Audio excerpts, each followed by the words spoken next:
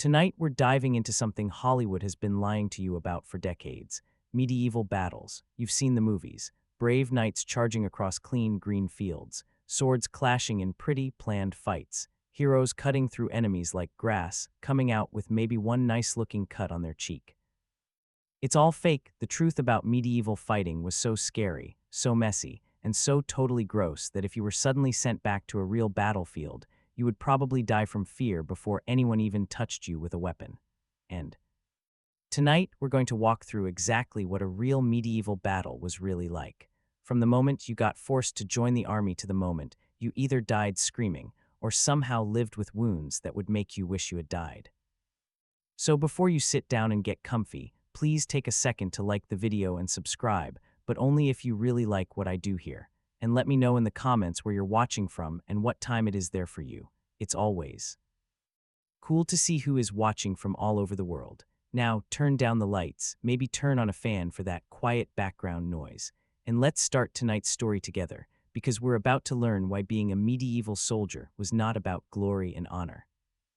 It was more like, please God, let me die fast. Let's start with how you ended up in this nightmare in the first place.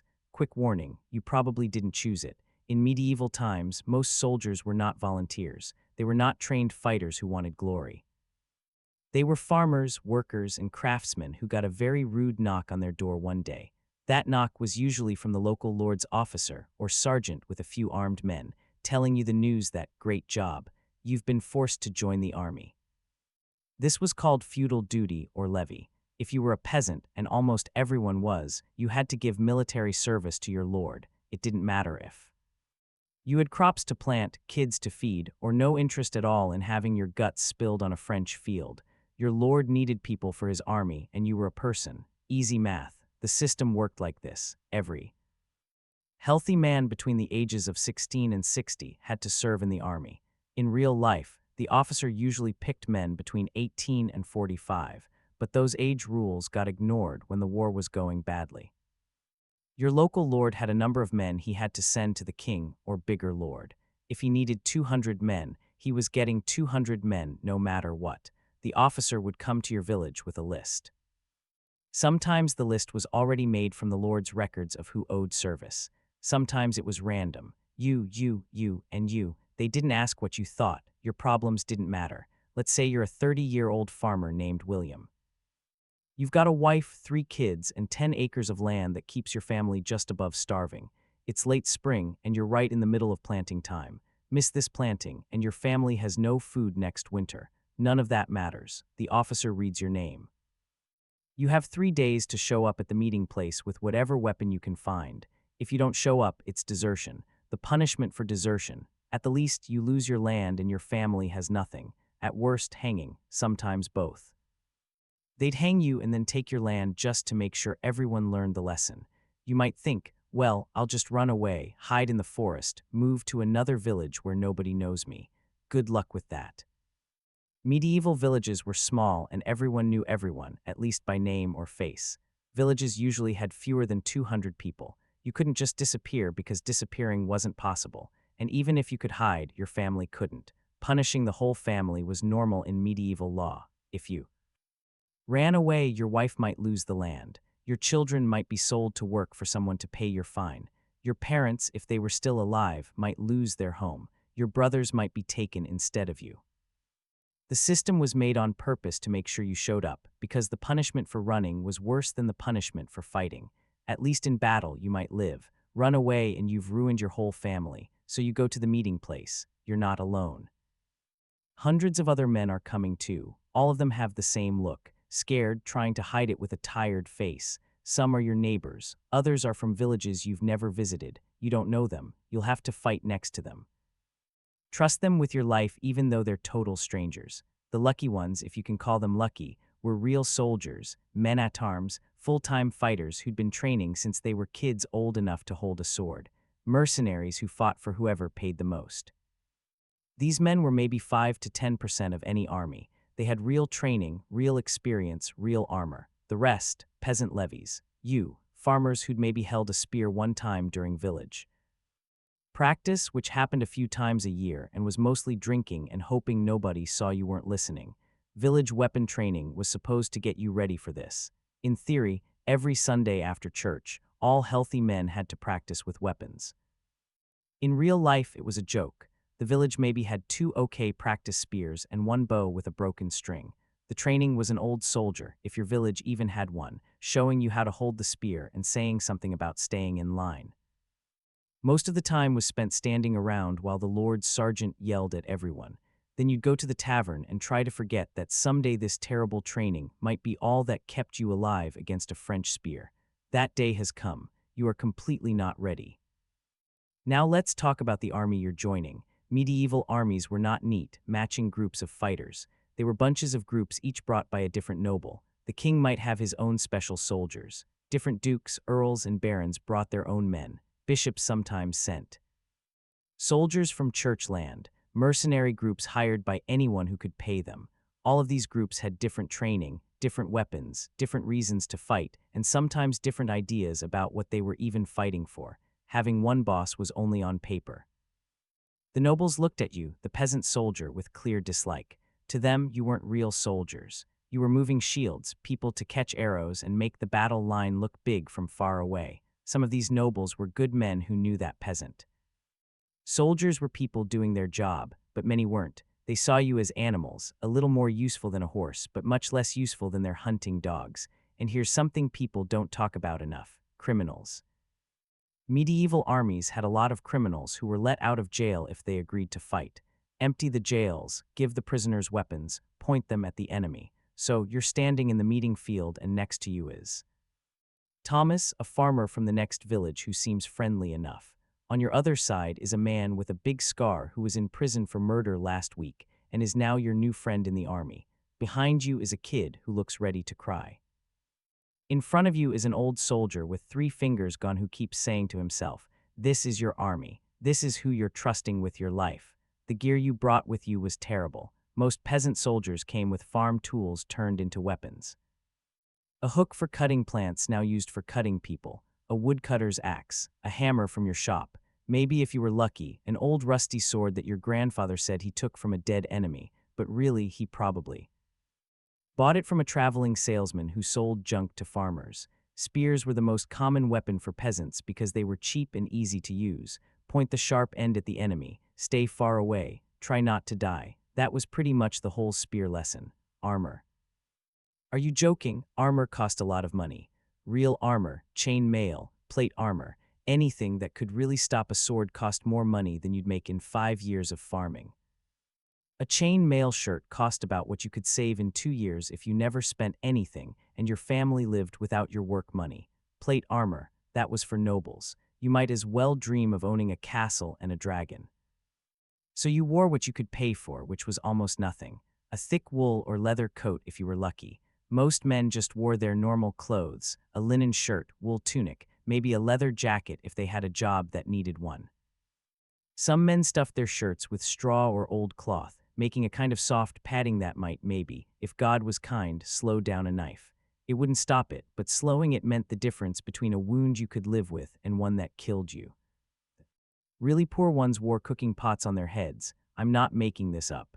Real history books and old pictures both say men wore any metal they could find as helmets. A soup pot tied to your head with leather strings actually gave some protection against light hits. It also made you look silly, but looking silly was better than having your head split open. Some men made helmets from boiled leather. Thick leather soaked in hot water, shaped while soft, then left to harden. It was light, cheap, and gave very little protection.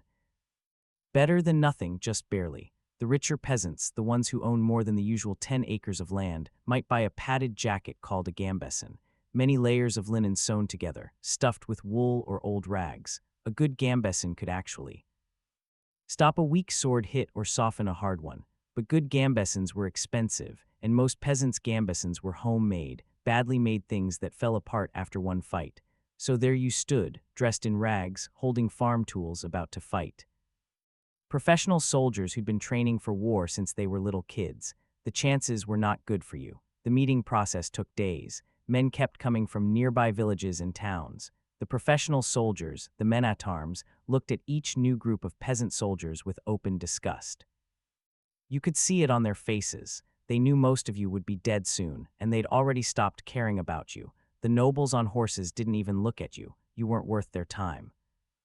When they needed to talk to the peasants, they told the sergeants, who turned the orders into words you could understand, usually with a lot of swearing. Food was already a problem. The king's army was supposed to give food, but getting supplies in medieval times was a disaster. Wagons broke, food went bad. Dishonest officers sold the supplies and kept the money. By the time food got to you, there wasn't enough. You got a daily piece of bread, maybe a pound if you were lucky, and some ale or weak beer. The bread was hard, made from cheap grain, often mixed with sawdust or ground beans to make it last longer. It tasted like dirt and upset your stomach, but it kept you alive. Meat sometimes, cheese almost never, vegetables almost never. You were basically starving from the day you joined the army, slowly using up the fat on your body. And then came the worst part, the order to march. Medieval armies didn't magically appear at the battlefield. They walked for days, weeks, sometimes months. And this march, this boring part that movies skip with a fast music video, killed more soldiers than fighting ever did. Let's talk about what a medieval army march was really like, step by painful step, because this is where the true horror of medieval war really starts. First, the distance. Armies could march 50 to 200 miles or more to reach the battlefield. Some wars needed even longer walks. The English army that fought at Crécy had marched through France for weeks before the battle. Crusader armies walked from Western Europe to the Holy Land, a trip of thousands of miles. A healthy medieval army might walk 15 to 20 miles a day. That sounds okay until you remember you're carrying everything you own. The roads are awful, and you're already hungry and maybe sick. 7 to 10 hours of walking every single day. And what are you carrying? Your weapon, a spear, an axe, something heavy and hard to hold, your blanket roll, if you have one, which is really just a thin wool blanket that doesn't keep you warm. A bag with whatever food you found, some hard bread, maybe a piece of dried meat if you're super lucky, a water bottle made of leather, hopefully full but probably not, maybe a cooking pot, maybe extra shoes, though most men couldn't buy extras. That's 20 to 40 pounds of stuff at least. For a modern soldier with good gear and food, that's okay. For a medieval peasant who's been half-starving your whole life, it's terrible. Now, think about the ground. Medieval roads were trash. This can't be said enough. The Romans had made amazing roads, perfect stone with good water drainage. But the Romans had been gone for hundreds of years, and their roads were broken, grown over by plants, or stolen by people who took the stones for houses. Most of the time you walked on dirt paths that barely counted as roads. When it's dry, they're bumpy and full of rocks that hurt your feet and roots that make you trip. When it rains, and it rains a lot because you're probably marching in Northern Europe, where the weather loves to make you suffer, those dirt paths turn into deep mud. Medieval mud wasn't like today's mud. This was thick, sticky, boot-stealing mud that could be up to your ankles, knees, sometimes deeper. You'd step forward and your foot would sink. The mud would grab your boot like it wanted to keep it. Pulling your foot out took real work, and sometimes your boot stayed in the mud while your foot came out. You'd be walking. Step into a really bad spot, and your boot would stay behind while your foot slid out. Now you had to choose, go back and dig your boot out, which meant stopping the whole line behind you and getting yelled at by everyone, or keep walking with one bare foot and fix it later. Most men went back for the boot because walking barefoot on medieval roads was a quick way to get hurt feet, and hurt feet meant you couldn't walk, and not walking meant you got left behind, and getting left behind meant death, so you'd hop back on one foot, stick your hand into the cold, wet mud, pull out your boot, which was now twice as heavy with mud inside, dump out what you could, put your wet foot back in, and run to catch up while the line kept going. This happened many times every day to everyone. Your shoes were falling apart. Medieval peasant shoes were not made for long army walks. They were thin leather, sometimes just leather wrapped around your foot and tied with string. After a few days of walking through mud and water, they'd start to break, the leather would crack, the stitches would rip, the bottom would come off the top. You'd try to fix them at night with a needle and thread if you had any, but fixing leather needs good tools and dry weather, neither of which you had. By the end of the first week, many men were walking in shoes held together with hope and pieces of cloth wrapped around them. By the second week, men were walking barefoot, their shoes completely gone. Walking barefoot sounds bad. In real life, it was a slow death sentence. Your feet would get blisters fast. Those blisters would break, leaving open wounds. Those wounds would get infected because you're walking through mud, animal poop, human poop, and every kind of dirt possible. Within days, your feet would be swollen, red, and leaking pus. The infection would move up. Your lower legs would swell, red lines would show up, blood poisoning starting. Without medicine, without good care, that infection could kill you. Men died from foot infections on medieval marches. Not once in a while, all the time. They'd start limping, then stumbling, then they couldn't walk at all. And they'd be left by the road because the army couldn't stop for one man with bad feet. And we haven't even talked about the weather yet.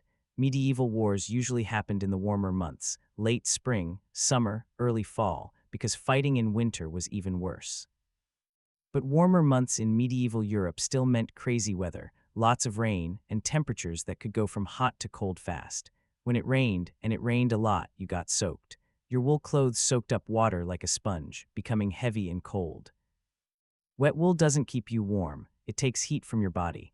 You'd be walking in clothes that weighed twice as much as when dry, shaking from cold, unable to get warm.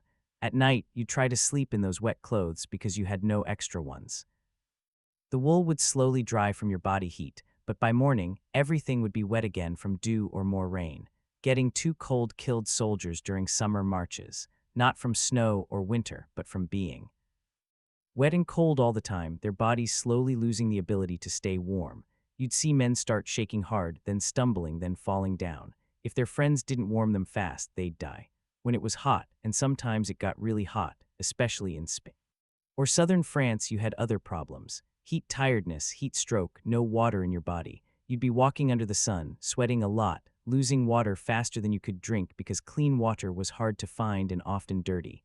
Men would fall from heat, their brains getting too hot inside their heads. They'd get confused, angry, then pass out. Most of them died. And then there were the bugs. Medieval Europe was full of bugs, and a marching army brought them like crazy. Flies flew around you all the time, loving the smell of thousands of dirty bodies, the toilet areas that appeared wherever the army stopped, the food being carried that was going bad. The flies would land on your face, crawl into your mouth and nose, lay eggs in any cuts you had. Those eggs would turn into maggots, which sometimes helped clean wounds. But the mental horror of having worms living in your skin was huge.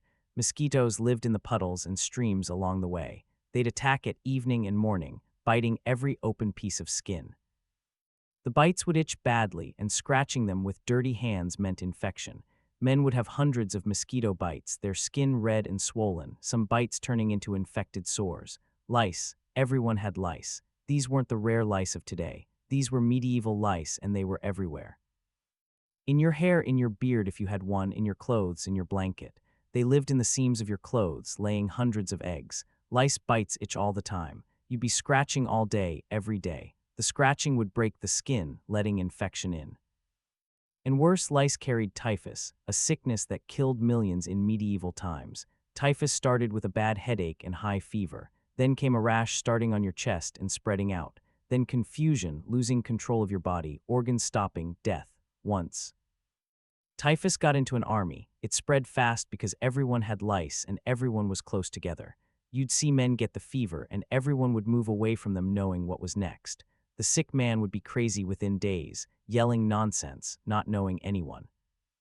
Then he'd fall down and die. Usually within a week or two of the first signs, the body would be left by the road. Nobody had time or strength for a real burial. The army walked on and the dead stayed behind, food for animals.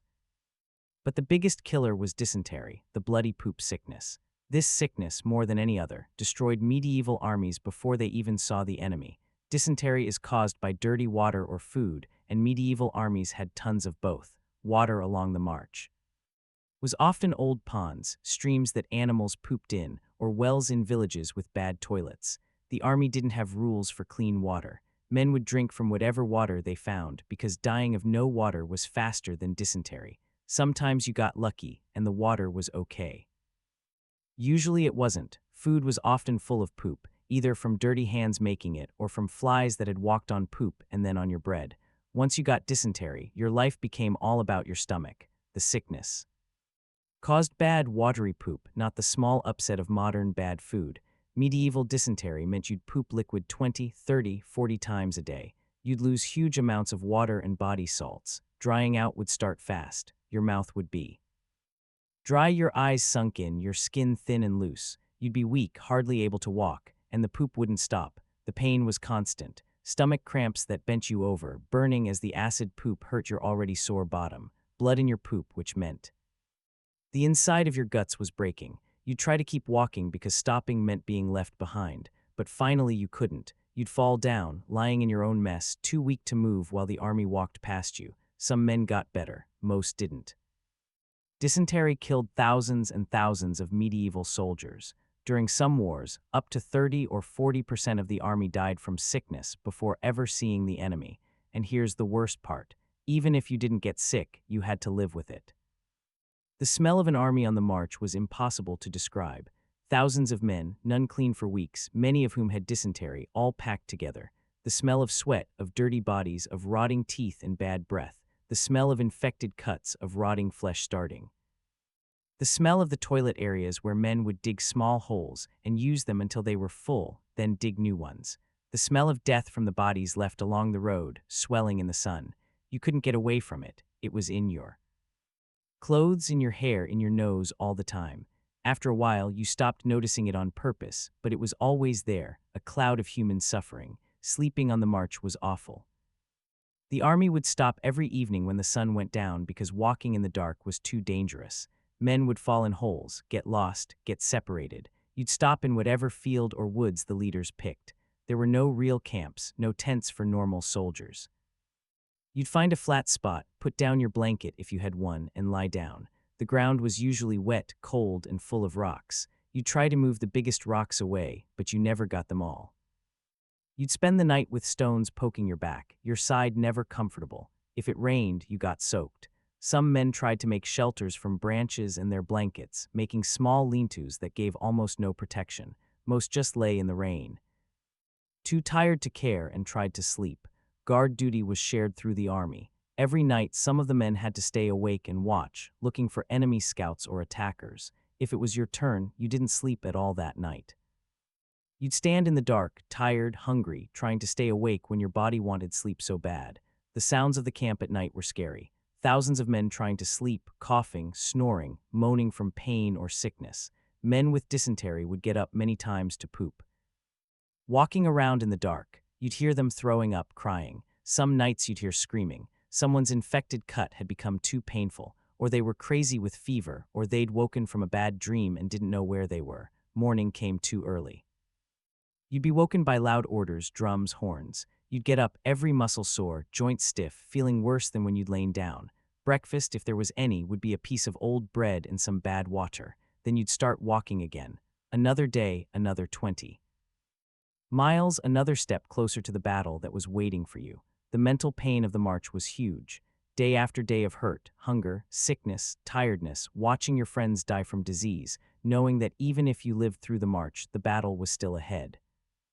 Some men broke in their minds. They'd start yelling crazy things, seeing things that weren't there. The stress with bad food and maybe sickness would make them lose their minds or go truly crazy. Others became completely quiet, what we now call shut down. They'd keep walking because everyone else was, but there was no real thinking. They'd become like robots, doing orders without feeling, their minds gone somewhere else to get away from the horror. And through all of this, you hadn't even seen the enemy yet. This was just the trip to the battlefield. The real fighting that everyone was scared of was still coming. History books are full of wars where armies got to the battlefield, having lost a third of their men to sickness and running away. The 100 Years' War had armies ruined by disease during the march. The Crusades lost thousands of men to sickness before they even got to the Holy Land. During Edward III's war in France, his army of 15,000 men was down to less than 10,000 by the time they got to Crécy, and only a small part of those deaths were from fighting. The rest died on the march. This was normal, this was expected, and it was just the beginning, so you've somehow lived through the march. You're sick, worn out, half-starved, and your feet look like raw meat wrapped in strips of leather that used to be shoes. Great job. Now let's talk about the total mess of an army you're part of. Medieval armies were not well-organized fighting teams. They were barely controlled crowds held together by fear of punishment and the small hope that you might actually live through this. Let's start with the bosses, or the lack of real bosses. At the very top, you had the king or the big lord who'd called this army together. He was surrounded by his personal knights, helpers, maybe a few real army men who actually knew how to fight. These people decided where to walk, when to fight, and what the big plan would be. Below the king were the different nobles who'd brought their own groups. A duke might bring 500 men, an earl might bring 200, a baron might bring 50. Each of these nobles was boss of his own men and was supposed to take orders from the king. In real life, it was messy. Medieval politics meant that some nobles were only kind of loyal. They had their own plans, their own land fights, their own ideas about how the war should go. If the king ordered something they didn't like, they might ignore it or do it halfway or even say no. This caused huge problems during real fighting. You'd have one part of the army moving forward while another part stayed back because their boss didn't like the plan.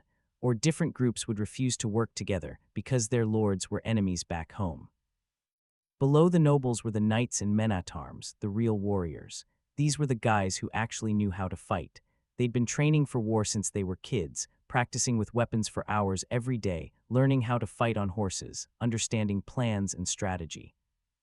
But they were way outnumbered by everyone else. Everyone else was you, the peasant soldier, the crowd of farmers and workers who'd been given weapons and told to stand in line. Here's the main problem. You didn't train together. The men in your group came from different villages, different areas, sometimes different countries. You didn't know each other. You hadn't practiced fighting as a team. You had no practice working together when things got hard. Trust in fighting is everything. You need to know that the man next to you will hold his spot, that he'll watch your side, that he won't run when things get scary. But you don't know these men. For all you know, the guy next to you will run at the first enemy attack, leaving you open and alone. And then there's the language problem. Medieval Europe had lots of different languages and accents that people couldn't understand. An English army might have English speakers from different places with accents so strong they could hardly talk to each other. Welsh soldiers speaking Welsh, a totally different language, Cornish speakers with their Celtic words, Irish paid fighters speaking Gaelic, French-speaking Norman knights, Flemish crossbowmen, maybe some German or Italian paid fighters. How do you give orders when half your army can't understand the words being yelled? You don't. You use simple signs everyone knows, horns, drums, flags, and hope everyone gets it. This caused terrible problems. Orders got mixed up. Men didn't know where to go or what to do. Lines fell apart because people were following different orders or no orders at all. Boss would yell, "Move forward," in Norman French. The English-speaking soldiers might get it, but the Welsh group had no idea what he said. They'd look around, see some men walking forward, and maybe go too, or maybe stand there confused until a sergeant pushed them forward. In the mess of battle, talking became almost impossible. Once the fighting started, you couldn't hear spoken orders anymore. Everything was screaming. The clash of weapons, the sound of horses, pictures and signals were all that worked, and even those could be missed or understood wrong. Rules were kept by fear and hurting people. Medieval army punishment was fast, mean, and made to scare everyone else into listening. Step out of line, question an order, or worse, try to run away, and you'd get punished from whipping to death. Punishments were done in front of the whole army, so everyone saw what happened to bad soldiers. Whipping meant being tied to a post or wagon wheel and hit with a leather whip or stick. The hits were hard enough to leave forever scars, sometimes hard enough to kill. Men would pass out from pain, be woken up, and the hitting would keep going. Running away was punished with hanging. Usually, you'd be hung from a tree in front of the army, left to choke slowly. It wasn't a fast death. Hanging by the neck without a long drop meant you'd spend minutes kicking, trying to breathe, your face turning purple before you died. Sometimes runners were cut with a sword instead, which was seen as a better death, and usually saved for soldiers who'd at least fought well before. The cutting would be done with a sword or axe, and if the person doing it was good, it would be quick. If not, well, it might take many hits to cut the head off. The point wasn't just to punish one person, it was to scare everyone else.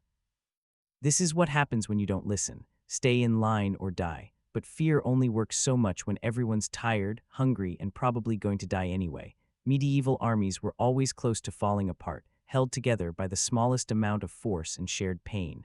Spirit was weak. Soldiers fought for different reasons. duty to the Lord, loyalty to a certain noble, promises of taking enemy stuff, or just because running away meant death. None of those reasons made men want to die. Everyone was looking for any way to avoid real fighting. Some men would hurt themselves on purpose to not fight, a broken finger on purpose, a cut that got infected on purpose, anything that would make them unable to fight without being called a runner. The bosses knew this happened and punished it hard when they caught someone, but it kept happening because the other choice was battle. Now, let's talk about camp life in the days before battle, because this is where the real horror of medieval armies shows up clear. Medieval army camps were places of dirt and sickness.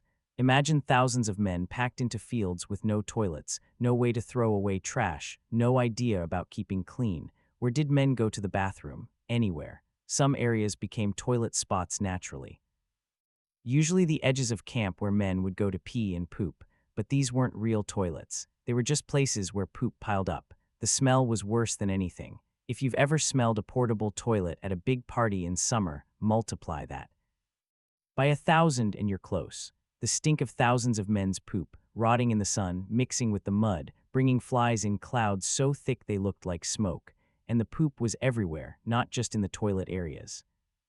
At night in the dark, men would walk a few steps from where they slept and go. In the morning, you might wake up to find that someone had pooped right next to where your head was. The camps made sickness spread fast. Dysentery spread quickly. Typhoid fever. Another sickness from dirty water killed thousands. Breathing sicknesses passed from man to man in the crowded space. Men would be okay in the morning and dead by night. The sickness moved sometimes very fast. You'd see a man coughing at breakfast, hot with fever by lunch, crazy by evening, and dead by morning. The bodies had to be moved. In the first days of a war, there might be real burials. Big holes would be dug at the edge of camp and bodies thrown in and covered with dirt. But as more men died and the army got tired, even that stopped. Bodies would be pulled to the edge of camp and left to rot.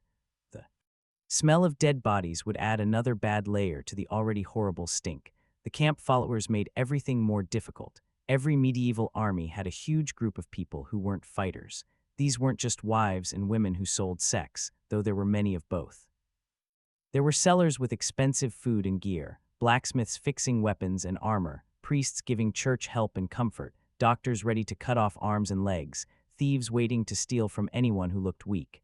These camp followers could be more than the real soldiers. For every fighter, there might be one or two people following. They made their own little world inside the army, buying and selling, trading, sometimes stealing.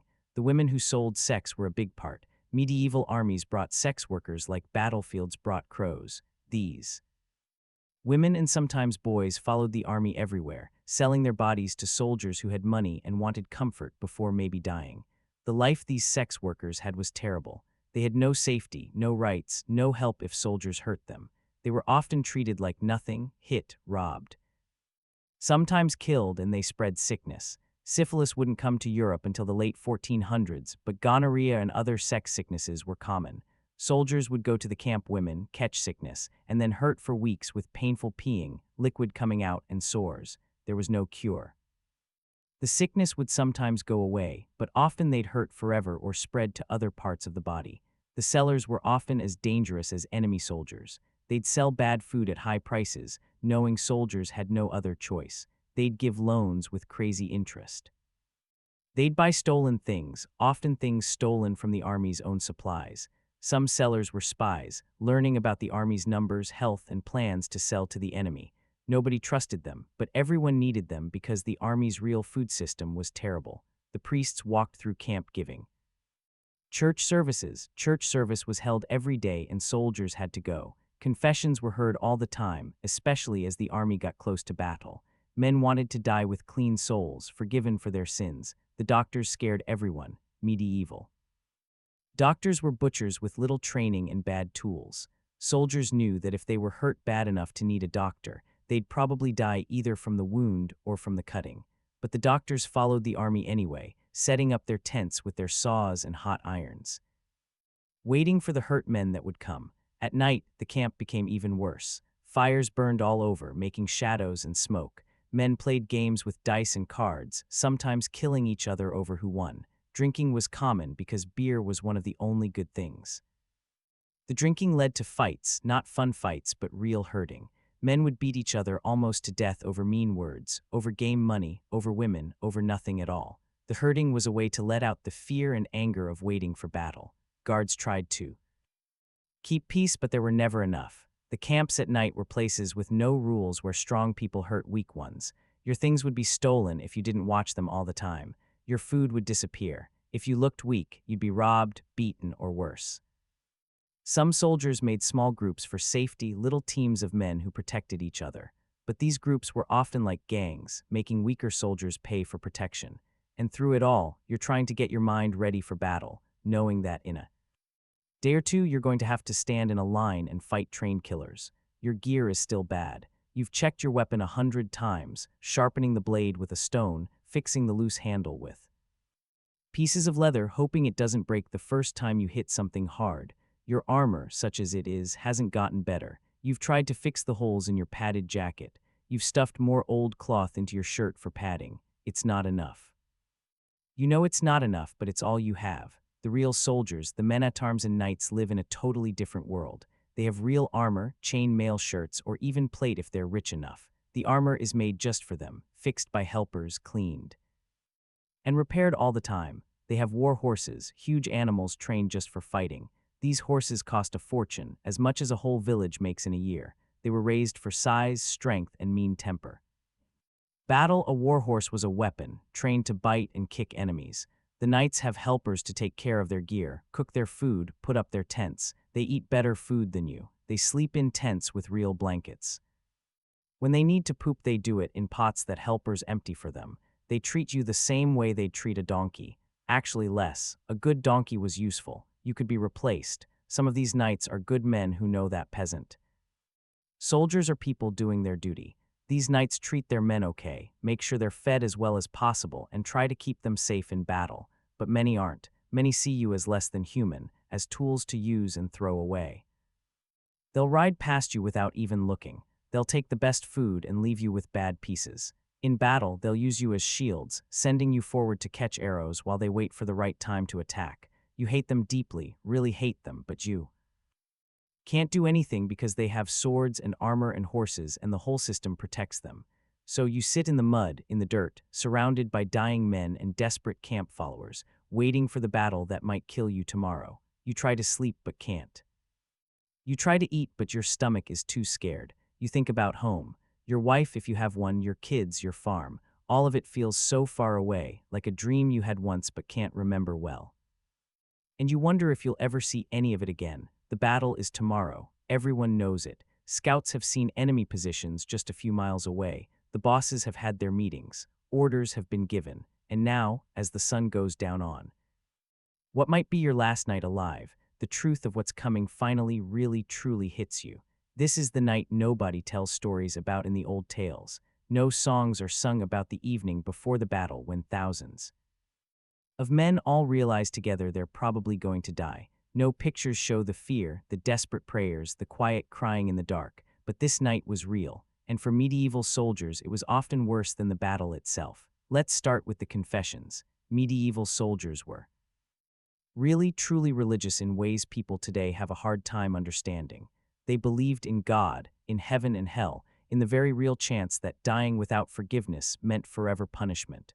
The fear of hell was as real and close as the fear of the enemy army. So before every big battle, priests walked through the camp hearing confessions. The lines were long, hundreds of men waiting their turn to tell their sins to a priest they'd probably never see again. The confessions were sad. Men would confess to sleeping with someone else's wife, to stealing from neighbors, to hating their lords, to doubting God when things were bad. They'd confess to sins both big and small, desperate to clean their souls before they died. Some men hadn't confessed in years.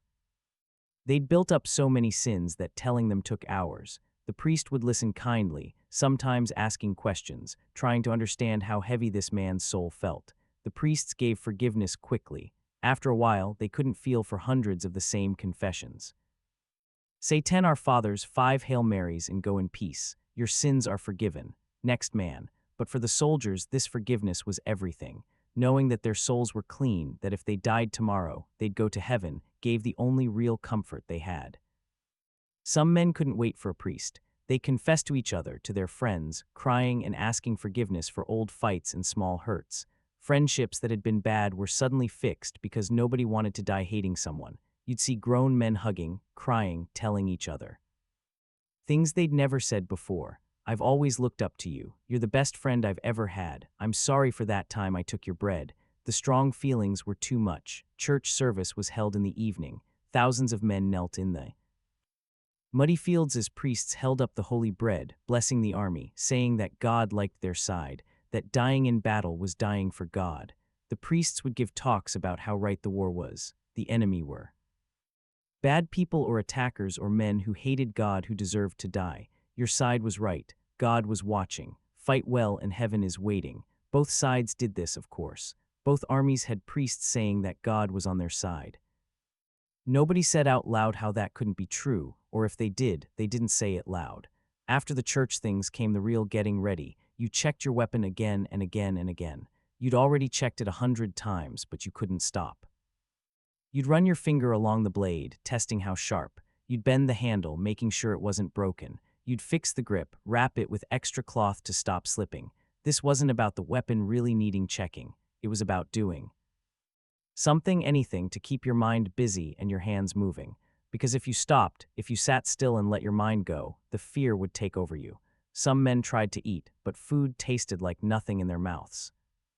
The body knows when it's in danger, and eating becomes not important. Soldiers before battle often couldn't keep food down. They'd force a piece of bread, and minutes later, they'd throw it up. The smell of throw-up mixed with the already bad smell of the camp. Men were throwing up from fear all around you, adding another bad part to an already awful place. Some men wrote letters home if they could write. Most couldn't. Medieval peasants couldn't read or write, so they found a writer or a churchman, someone who could write, and told them the words. Tell my wife I love her. Make sure the kids know I thought of them at the end. Tell them to be good, to work hard, to remember me. The writers would write these words down, knowing that most of these letters would never get home. The man saying them would probably die tomorrow, and his letter would be lost, stolen, or burned. Others tried to sleep, knowing they really needed rest but couldn't. You'd lie on the ground, looking at the stars, listening to the sounds of thousands of other men who also couldn't sleep, coughing, praying, crying quietly in the dark. The sound of men walking to the toilet areas to poop from scared stomachs. The clink of gear as someone else checked their weapon for the 1,000th time. The fear was a real thing you could feel. It sat in your stomach like a rock, cold and heavy. Your hands shook, your heart beat fast. You'd feel like you couldn't breathe enough, like you were choking even though you were outside under the open sky. Some men pooped themselves from fear, unable to hold it. This was common enough that nobody laughed. Everyone understood. Everyone was terrified. The darkness made everything worse. In the day, you could see the men around you, could see what was happening, could feel like you had some control. But at night, in the dark, your mind made up horrors. You'd picture the battle. You'd see yourself being cut down in the first seconds. You'd imagine a sword cutting your head or a spear going through your chest or being crushed under horses' feet. The pictures would play in your head over and over, each one worse and scarier than the last. Trying to run away happened a lot the night before battle.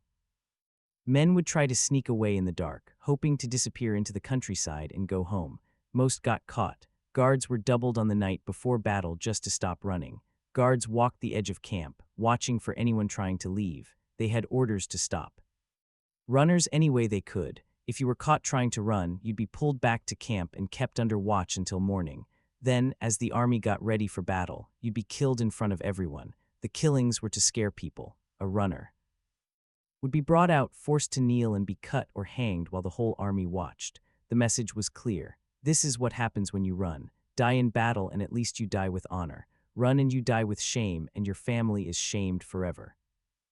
But the fear of death didn't stop everyone. Some men were so scared that death by killing seemed better than death in battle.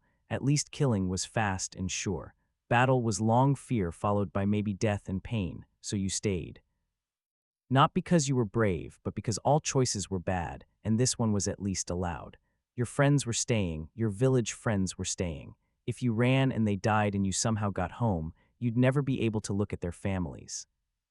The pressure from friends was huge. Being a coward was the worst possible thing in medieval life. You could be poor, ugly, dumb, but if you were at least brave, you had honor. Run from battle and you had nothing. So you lay in the dark, too scared to sleep, too scared to run, waiting for morning. The knights and nobles in their tents were having a different night. They ate real food, cooked meat, fresh bread, wine. They made last fixes to their armor, their helpers helping them. Into the complicated sets of metal plates and chain. Some of them were nervous, too. Even good knights felt fear before battle, but they hid it better. They'd been trained for this since they were little. They knew what to expect. They trusted their armor, their weapons, their horses, and they knew that if things went bad, they could give up. Knights almost never killed other knights in battle. If they could catch them instead, a caught knight meant ransom money. So even if they lost, even if they were beaten, they'd probably live. You didn't have that choice. Normal soldiers weren't worth ransom money. If you were caught, you'd be killed or made a slave. There was no other way. As midnight passed and the early morning came, the camp got quieter. Some men had fallen into tired sleep. Others lay awake, counting the hours until morning. You might pray not the learned prayers from when you were a kid, but real personal begs. God, please let me live. Please let me see my family again. Please don't let me die tomorrow. Please, please, please. The repeating of prayer was calming. It gave you something to think about besides the fear. Some men prayed all night, their lips moving in quiet begs to God, to Mary, to the saints, to anyone who might hear. Others made deals with God. If you let me live, I'll never sin again. I'll go on a long church trip. I'll give money to the poor. I'll be a better person. Just let me live through tomorrow. These deals were forgotten by the ones who lived almost right after the battle, but in the moment they felt real and important. As the sky started to get light in the east, the camp woke up. No one had really slept. Men got up, peed one last time, checked their gear one last time, said quiet goodbyes to friends. Breakfast, if there was any, was bread and ale. Your stomach was too scared to eat much. The ale helped a little, making the fear less sharp, but not enough. Nothing could be enough. And then came the sound everyone had been waiting for with fear. The horns, the drums, the loud orders. Line up, get in place.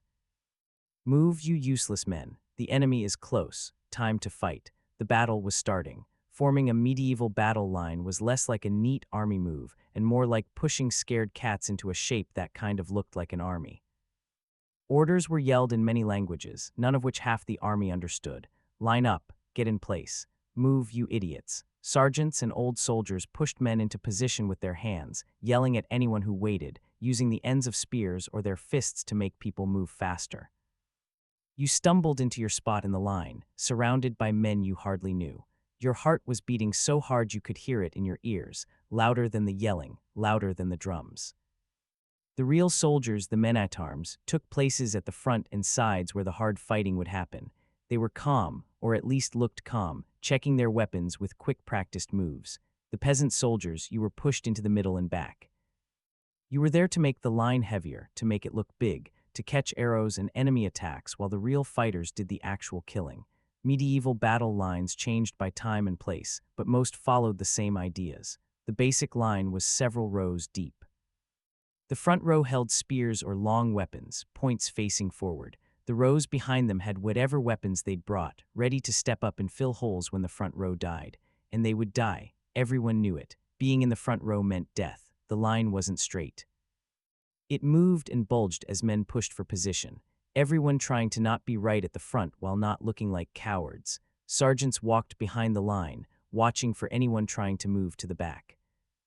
Their job was to keep you in place by force if they had to. The space was very tight. Men stood shoulder to shoulder, shields touching when they had shields. This was on purpose. A tight line was harder to break, but it also meant you couldn't move. You were stuck in place by the bodies around you, unable to move forward or back without everyone else moving too. If you were lucky, you stood next to someone you knew, a man from your village, maybe, or someone you'd become friends with during the march. Having a known face nearby helped. You could look at each other, nod, give quiet courage.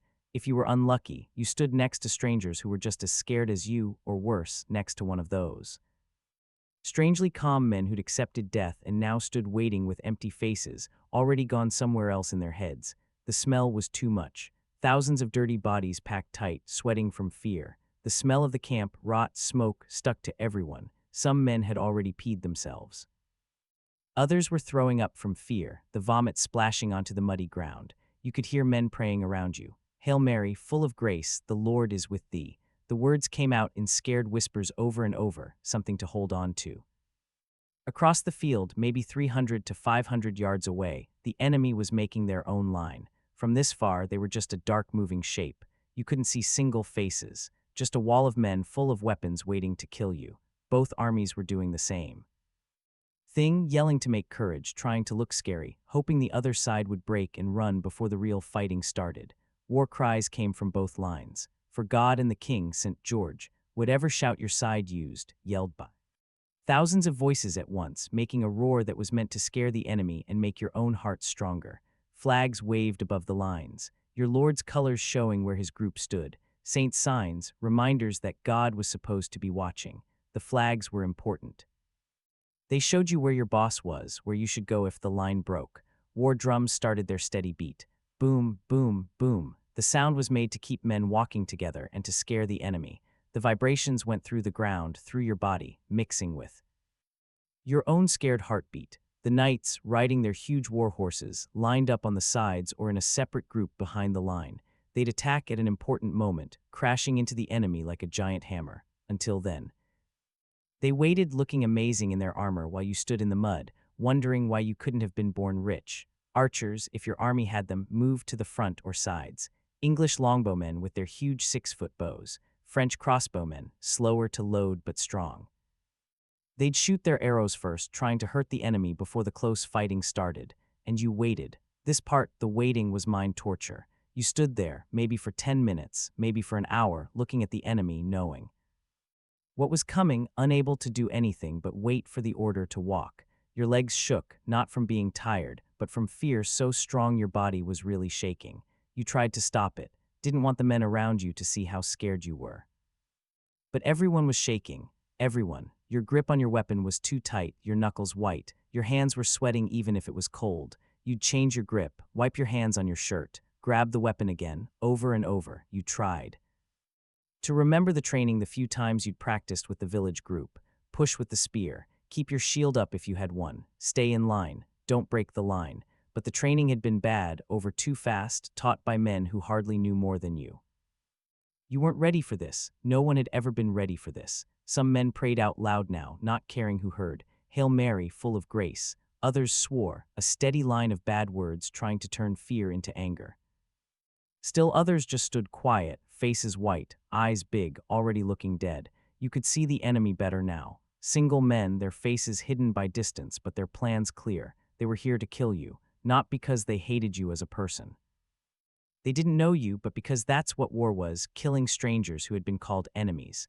And then from the front, from the bosses on horses, came the order everyone had been scared of. Move forward. The line started moving, getting thousands of men to walk forward in anything.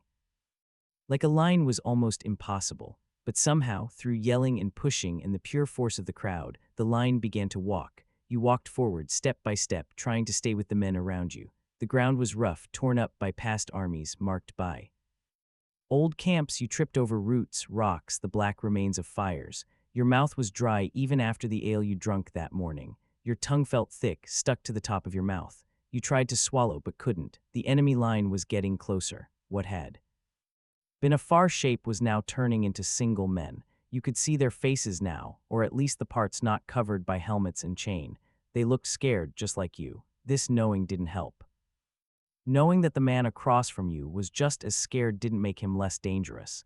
If anything, it made things worse. A scared man with a weapon is hard to guess, desperate, able to do anything. As the distance got to about 300 yards, the archers on both sides started shooting. The English longbowmen, if your army had them, were deadly. These men had practiced with bows since they were kids, building the huge shoulder and back muscles needed to pull a 150-pound bow. They could shoot 10 to 12 arrows per minute, sending a storm of sharp points and wide heads into the enemy line. The sound of a big group of archers shooting is special. First, the creak of hundreds of bowstrings being pulled. Then, the same time release, a sound like a giant breathing out. Then, the hiss and whistle of arrows flying, filling the air with a sound like wind through trees, but meaner, more dangerous. You watch the arrows go up from your side, a dark cloud rising and then starting to fall toward the enemy. For a moment they seemed to hang in the air, blocking the sun. Then they fell. The arrows hit the enemy line with the sound of big hail on a straw roof, but louder, more uneven. Thunk, thunk, thunk, thunk. Each sound was an arrow hitting something: shield, armor, skin. Screams came from the enemy side. Men fell, some quiet like dolls with cut strings. Others screamed loud and awful, holding arrows sticking out of shoulders, faces, legs. The enemy line shook but kept walking forward, and then their archers shot back. You saw the arrows rising from their side. A dark cloud getting bigger coming toward you. For a split second, some far part of your brain thought, "That's pretty," in a strange, dream way. Then the arrows came and pretty turned into nightmare. The sound was everywhere at once. Arrows hitting shields with hard thunks. Arrows going through leather and wool with wet ripping sounds. Arrows hitting men. The man 3 rows ahead of you took an arrow through the throat. You saw it happen. One moment he was walking forward, holding his spear. The next, a long shaft was sticking out of his neck. Blood shot out in strong sprays, painting the men around him red. He made a sound you'd never heard before and never wanted to hear again. Not a scream, not a gasp, just a wet, bubbling noise as he tried to breathe through a throat full of blood.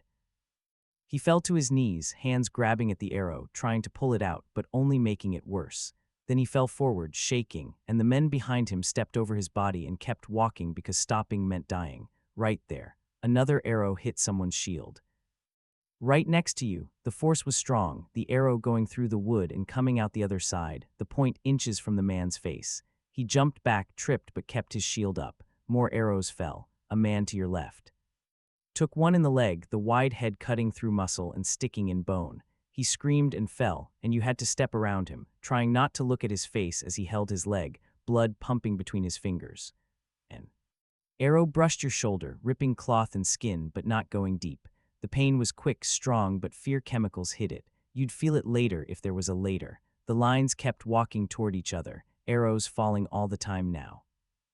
Both sides' archers were shooting as fast as they could, trying to hurt the enemy before close fighting began. Men fell all the time. Some fell dead. Others fell hurt, screaming, moving around. The ones behind couldn't stop. They walked over the fallen, sometimes stepping on bodies, hearing bones break under their boots. The distance got smaller. 200 yards, 150. You could see their faces clearly now. Looks of fear, stubbornness, anger, mouths open in yells you couldn't hear over the noise of drums and arrows and screaming. Some men in your line broke. The arrows were too much. They turned and tried to run, pushing past the rows behind them. Sergeants caught most of them, pulling them back with force, hitting them with spear ends, yelling in their faces until they stumbled back into place.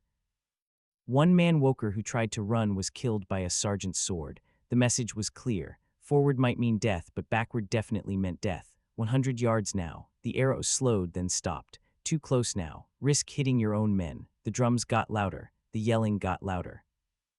Both lines were screaming now, thousands of voices joining into one long roar. It was meant to scare the enemy, but it also helped cover your own scared thoughts, which was nice because thinking would make you stop. 80 yards, 70, 60. You could see small details now. The rust on an enemy soldier's helmet, the rip in someone's shirt, the missing teeth in a screaming mouth. 50 yards. Your heart was going to burst out of your chest. You couldn't breathe.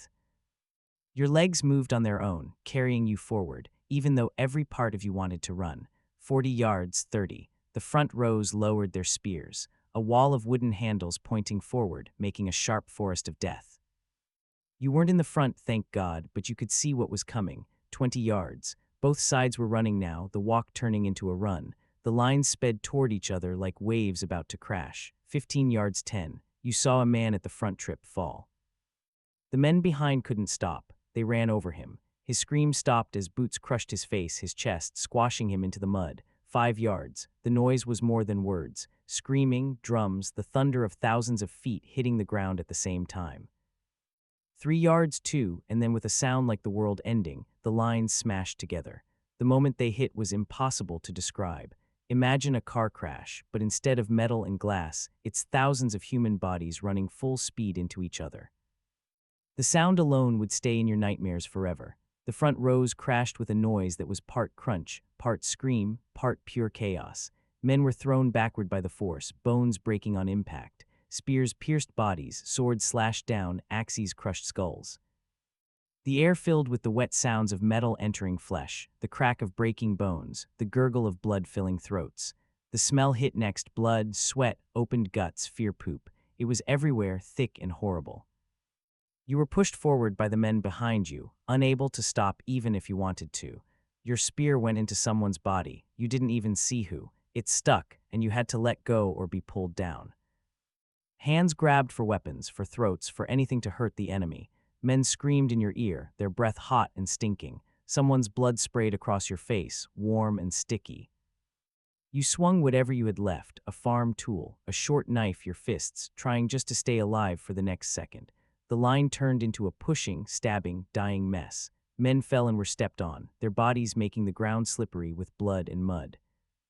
If you fell, you were dead, trampled or stabbed while down. The noise never stopped, screaming, crying, metal on metal, the wet thuds of weapons hitting bodies.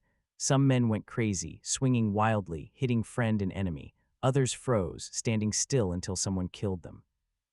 The professionals, the knights and men-at-arms, were doing most of the real killing, cutting through peasants like grass. You were just trying not to die. Every second felt like forever. Your arms hurt from hitting, your lungs burned from breathing hard, your mind couldn't think. Just survive, survive, survive. And this was only the beginning of the battle. Scream, something even worse. Spears pushed forward, looking for open spots in the enemy line. Shields crashed together with blows that sent strong waves through both sides. Men were pushed backward, knocked down, crushed between the two walls of people. You weren't in the very front, but the crash hit you anyway. The men ahead stopped suddenly as they smashed into the enemy, and you slammed into them from behind. Everyone behind you crashed into you. Suddenly, you were part of a huge crowd of people pressed together, crushed between layers of bodies, unable to move, barely able to breathe. This was the real truth of fighting in the Middle Ages. It wasn't like movie sword fights. It wasn't one-on-one battles with lots of room to move. It was a giant pushing contest where thousands of pounds of human weight pushed from both sides, and the men stuck in the middle were crushed, stabbed, or stepped on. The front row was dying. You couldn't see it clearly, but you could hear it. Screams, wet thumping sounds, the noise of metal hitting flesh. Spears poked over and over into the tight enemy crowd. There was no room to jump away, no space to block. You just got hit or you didn't. Men at the very front tried to use their weapons, but there was barely room to swing. A sword was almost useless here. Too long, too hard to use. Short weapons were better. Daggers, axes, hammers. You could stab or smash at very close range, mean and quick. But the real killer was the squeezing. The weight of hundreds of men pushing from behind meant the men at the front couldn't step back even if they wanted to. They were stuck in place, crushed against the enemy line, unable to do anything but poke weakly forward and hope the enemy died before they did. Men suffocated in the squeeze, literally crushed so tightly they couldn't fill their lungs to breathe. Their faces would turn red, then purple. They'd gasp like fish out of water, mouths opening and closing, getting no air. Then they'd die, still standing straight up, held in place by the bodies around them, and nobody would even notice until the squeezing stopped and they fell. The ground became a nightmare in minutes. Blood mixed with mud, making a slippery goo the color and thickness of liver. Bodies of the dead and hurt covered the ground, turning the battlefield into a dangerous place full of dead people. You were walking on them, stepping on them, using them to keep your feet because the mud was too slippery otherwise. You'd step forward and your boot would land on something soft. A belly, a face, a hand. The body would move under your weight, making you stumble. Sometimes the bodies underneath weren't dead. They'd grab at your legs trying to pull themselves up or trying to pull you down with them as they died. You'd kick them away or step on their heads to keep your balance because stopping meant falling. And falling in this squeeze meant being stepped on until you died. Your weapon, whatever it was, became part of your body's need to stay alive.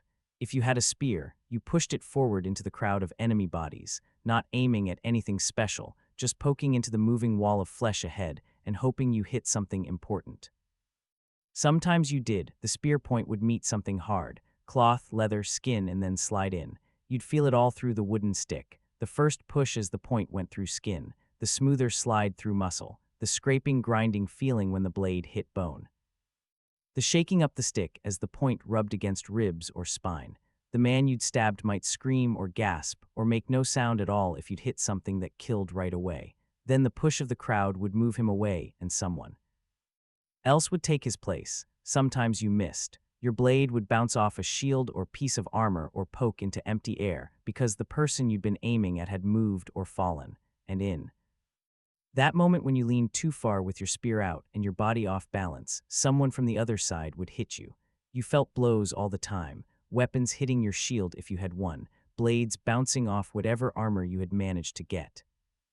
A spear point would catch your shoulder, ripping through cloth and skin, leaving a burning line of pain. A hammer blow to your side would break a rib, the pain so strong you couldn't breathe for several seconds. An axe would hit the top of your poorly protected head, cutting skin and leaving you dizzy and bleeding, eyes blurry. But your body's extra energy was an amazing thing. The pain was there, but far away, quiet because your body was trying hard to keep you alive and moving. You'd feel the hurt, know you'd been injured, but the full feeling wouldn't come until later, if there was a later. The noise was too much to describe, screaming from all sides. Battle shouts, dying screams, cries of pain and fear.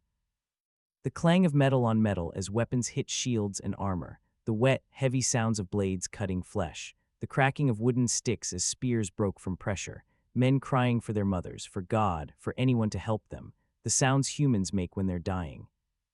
Sounds you'd never heard before and never wanted to hear again, but they would echo in your nightmares for the rest of your life. And through it all, the constant pushing. Push forward or be pushed back. There was no standing still. The battle line moved back and forth, a few feet at a time, as one side got a short win and then lost it. You weren't fighting one enemy at a time. You were part of a huge group, a human battering ram crashing against another human battering ram. Sometimes you'd see a face in the mess, an enemy soldier, eyes wide with fear or anger, mouth open in a scream. Then he'd disappear in the crowd of bodies and you'd never see him again. Dust and blood filled the air, kicked up by thousands of feet, mixed with the metal taste of blood, making a thick cloud that made it hard to breathe and impossible to see clearly. You'd blink all the time, trying to clear your eyes, but the dirt would get in your eyes anyway. Sweat poured down your face even in cool air. Fear. Sweat, hard work, sweat, the body's desperate way to cool itself during the hardest body work of your life. Your mouth was dry, your throat sore from yelling orders or battle cries you didn't remember shouting. Time stopped making sense. Were you fighting for minutes, hours? Hard to tell. Every second felt like forever. Every heartbeat felt like a small miracle. The world got small to this moment, this crowd of bodies, this desperate fight to stay alive one more second. And then somewhere in the mess, something changed. Middle Ages. Battles weren't won by killing every single enemy soldier. They were won when one side's courage broke and the group fell apart into panic. It could happen fast, like a dam breaking, or slowly, like water wearing away stone until everything fell at once. The break, when it came, was easy to notice. You felt it before you saw it. A change in the pushing, a shift in the sounds around you. The strong push forward would slow down. The battle cries would turn into something else. Fear, hopelessness, then panic. It might start with a flag falling. The king's banner or a great lord's colors would go down and men would think their leader was dead. Word would spread through the men faster than wildfire. The king is down. The king is dead. We're lost. Sometimes it was simpler. A part of the line would move back just a few feet, but that movement would spread outward. Men would look around and see their neighbors stepping back, and they'd step back too. A fighting pullback would become a runaway. A runaway would become a total escape. Or it could be something as simple as a rumor. The side is broken, someone would yell, and even if it wasn't true, the fear would spread. Men would turn their heads trying to see what was happening, and in that moment of not paying attention, the enemy would push forward hard. When the break came, it was fast and awful. Someone at the back would turn and run, then another, then 10, then 100. The group would fall apart like salt in water, men throwing down their weapons and running for their lives. This was the escape. And this was when the real killing started. You see, fighting an organized enemy who's facing you, shields up, weapons ready. That's hard, that's dangerous. You might die, but chasing down scared men who have thrown away their weapons and are running in blind panic, that's easy. That's safe. That's like hunting. The horse soldiers which had been waiting for exactly this moment charged. War horses trained to run down running men thundered across the field. Knights with long spears pointed forward caught runners in the back, the hit lifting men off their feet and throwing them aside like broken toys. The sound of horse soldiers hitting a running group was special, the beat of hooves growing to thunder. Then the wet hits as spears found flesh, the screaming of horses and men, the grinding sound of heavy riders stepping on bodies into the mud.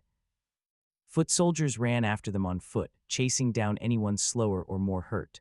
A man limping on a hurt leg didn't get far. Neither did anyone tired from the fight, which was everyone.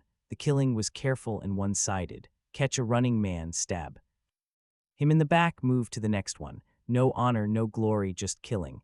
The winners weren't taking prisoners from the common soldiers. Prisoners had to be fed, watched, taken care of. It was easier to kill them, and the battlefield turned into a slaughterhouse. Men died running.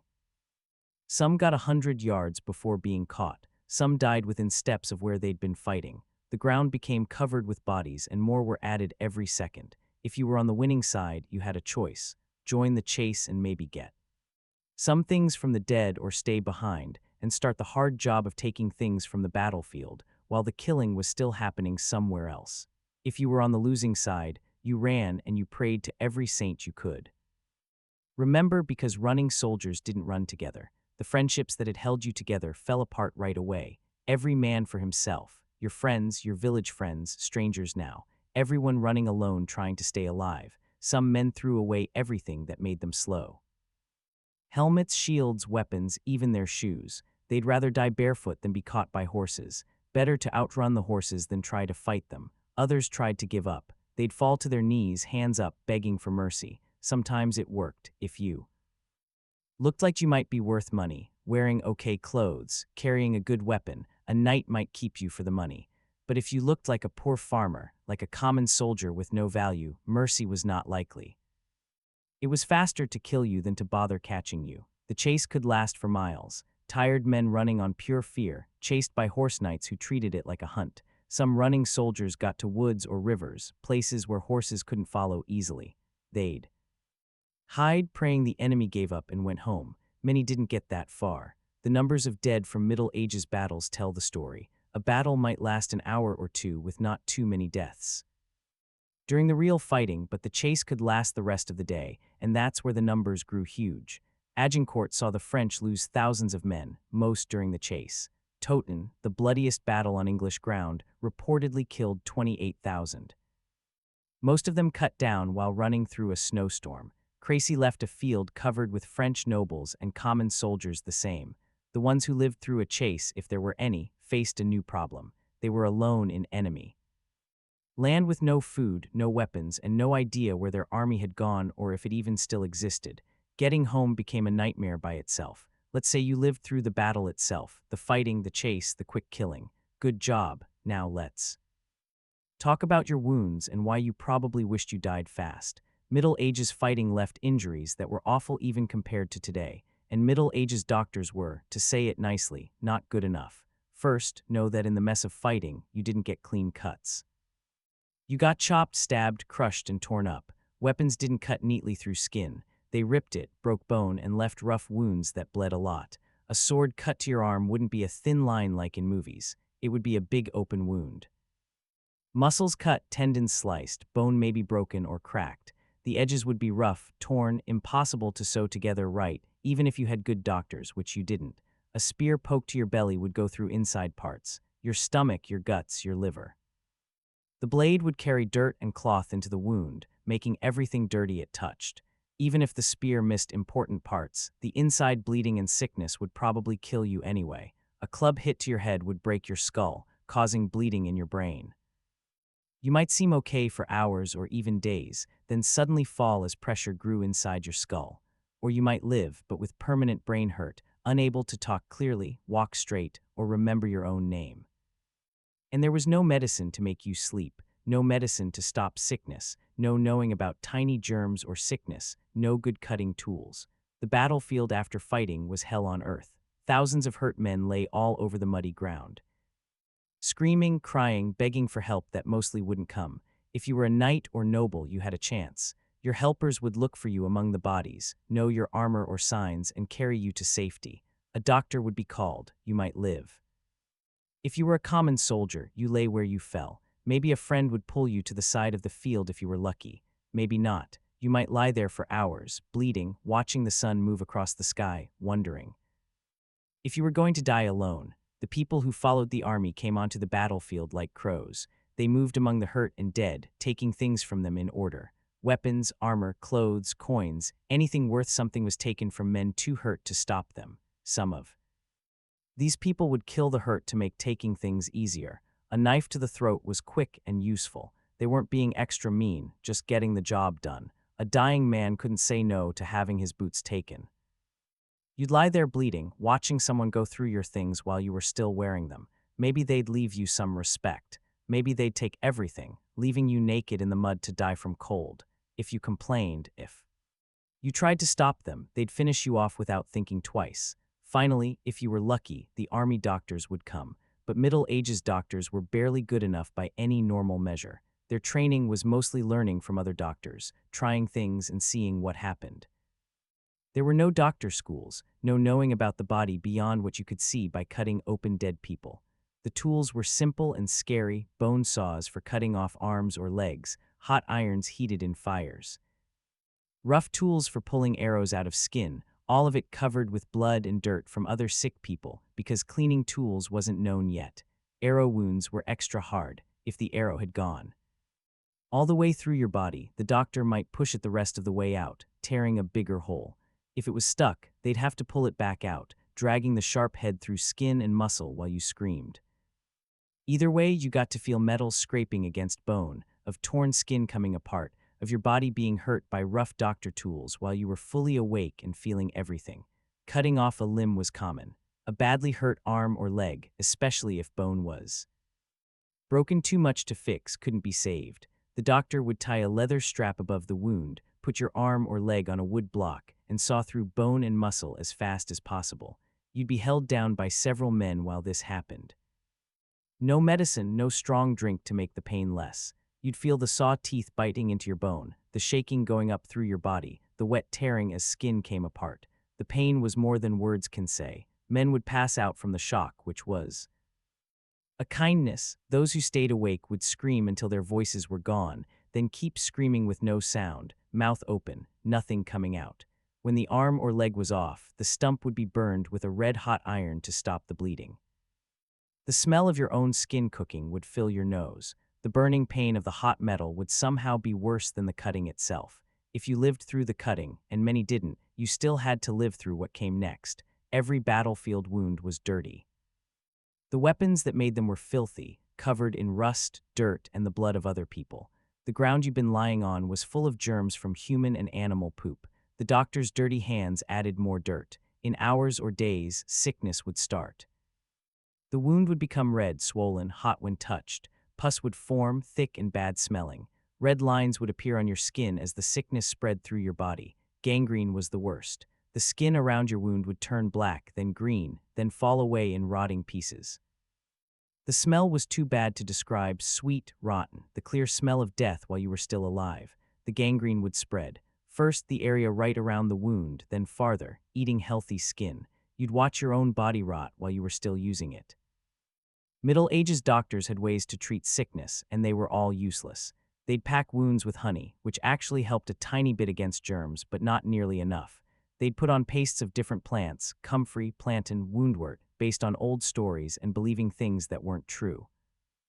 They'd take blood from you to balance your body juices, removing blood you needed. They'd pray over you, which might have made you feel better inside, but did nothing for real sickness. None of it worked against bad sickness.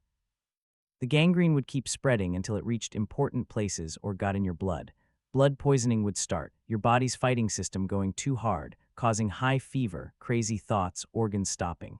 Death from sickness was slow and full of pain. It could take days or weeks.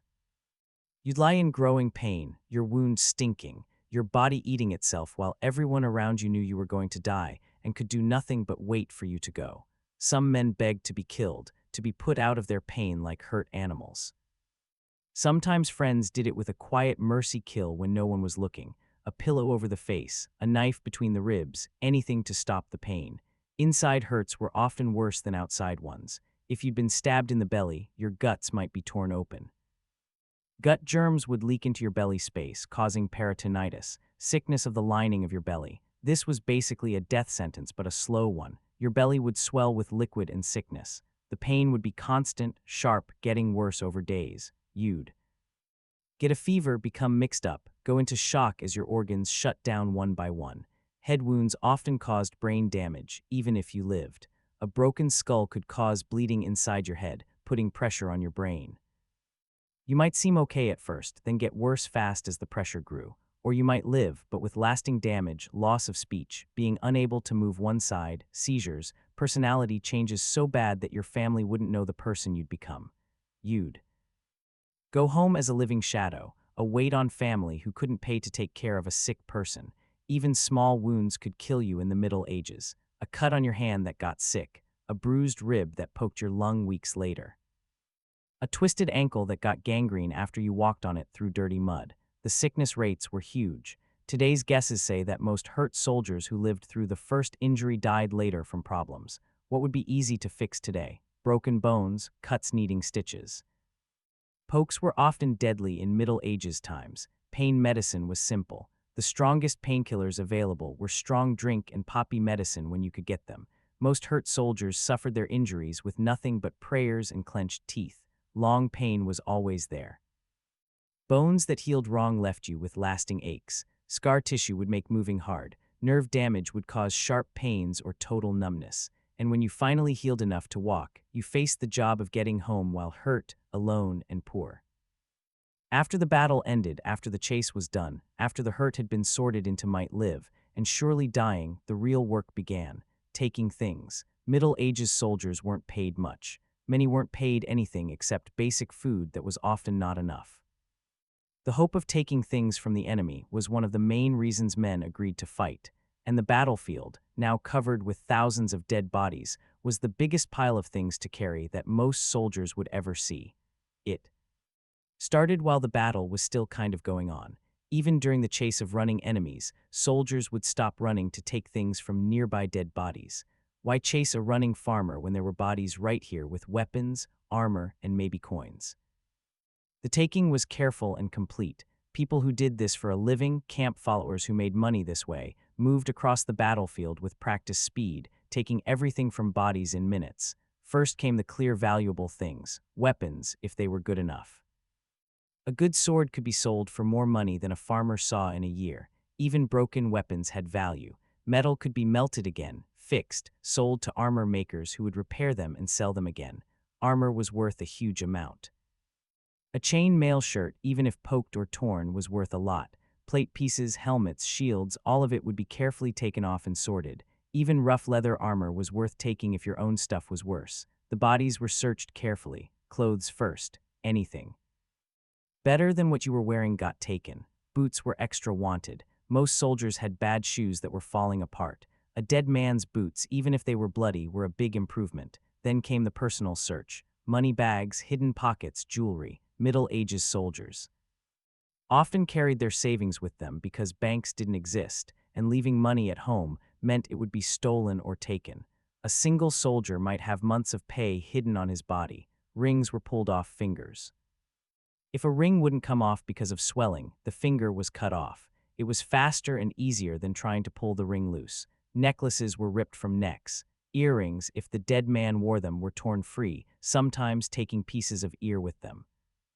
Teeth were checked for gold fillings or gold caps. These were rare among common soldiers, but worth checking for. Gold teeth would be pulled with tools or knocked out with hammer hits. The search was deep and complete. Clothing was cut open to check for hidden pockets. Boots were pulled off and checked for coins hidden in the bottoms. Bodies were rolled over to check underneath for anything that might have fallen out. Some soldiers hid emergency money in their mouths, under their tongues. Bodies would have their mouths forced open and searched.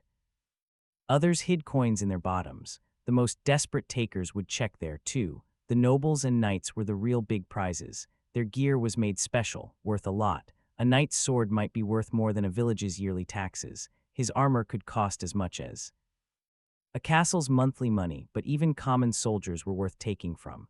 That farmer you'd been standing next to, the one who died with a spear through his chest, his shoes were probably better than yours. His knife was sharper. His belt was in better shape. This was the math of Middle Ages fighting. Caring about people was something you couldn't do. The dead didn't need their things. The living needed everything they could get to stay alive. And yes, you take from your own side's dead. Your friends, your buddies, men from your own village.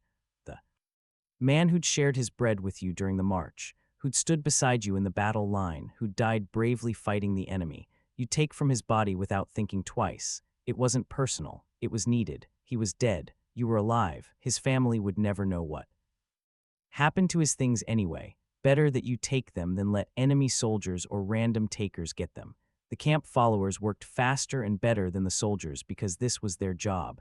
They'd move across the battlefield in teams, taking from bodies like a factory line. One person would cut the body free of its clothes. Another would search the clothes for hidden things. A third would take armor and weapons. Everything would be sorted into piles based on worth and how easy to carry. Sometimes the hurt were taken from while still alive. You'd lie there bleeding, unable to move, and watch as someone carefully stole everything you owned. Your weapon, your armor, your shoes, the few coins you'd managed to save. If you complained, if you tried to stop them, they'd kill you. It was easier than fighting about it. You were probably going to die anyway from your wounds. They were just making it faster. The most valuable things would be kept right away by whoever found them. Less valuable things would be gathered into big piles to be split later among the winning army. This led to arguments, fights, sometimes killings over who had the right to certain pieces of loot. Soldiers would hide their best finds, burying valuable things or hiding them in their gear. Trust was gone. Your fellow soldiers would take from you just as fast as they'd take from the enemy dead if they thought you had something good. The bodies themselves, once stripped naked, were left to rot. Thousands of corpses, pale and bloody, scattered across the field like a terrible harvest. The smell was more than words, sweet, rotten, thick enough to taste. Flies came in clouds so thick they looked like smoke. The corpses made a huge sickness danger. Disease spread from the rotting skin. The water downstream got dirty. People who lived near battlefields would often get outbreaks of plague, cholera, or other sicknesses in the weeks after a big battle. Finally, someone would have to take care of the bodies. Sometimes, big graves were dug and the corpses buried in piles. More often, the bodies were just left to break down where they fell. Nature would do its work. Animals that eat dead things, bugs, weather, and within a few months, only bones would be left. Local. Farmers would sometimes bury the dead, partly from Christian kindness, but mostly because rotting corpses made their land useless, but burial was costly, hard work. Many battlefield dead were never properly buried. Years later, farmers would dig up bones and rusty weapons. Detectors today still find things from Middle Ages battles. Rusty swords, arrow points, pieces of armor that lasted in the dirt long after the men who wore them had become dust.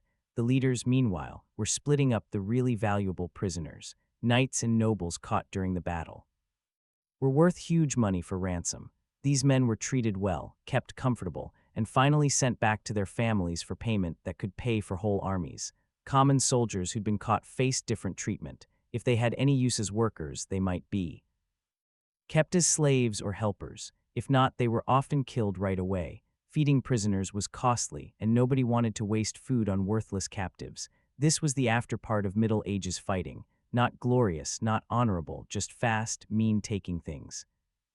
The dead were taken from of everything valuable. Their bodies left to feed crows and rats, and life moved on. The ones who lived now had to carry their taken things, keep them from being stolen by their own side, and somehow get them home without being robbed by bandits, fellow soldiers, or dishonest leaders. Because while the battle was over, the war was never really over. The battle was won or lost. Either way, the army was breaking up, and you were expected to find your own way home. For the knights and nobles, this was easy. They had horses, helpers, money for rooms and food.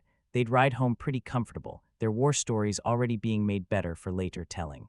For you, the common soldier, getting home was another hard thing that might kill you after you'd somehow lived through everything else. First, you had to figure out where you were. Middle Ages soldiers often had only the vaguest idea of places beyond their own area.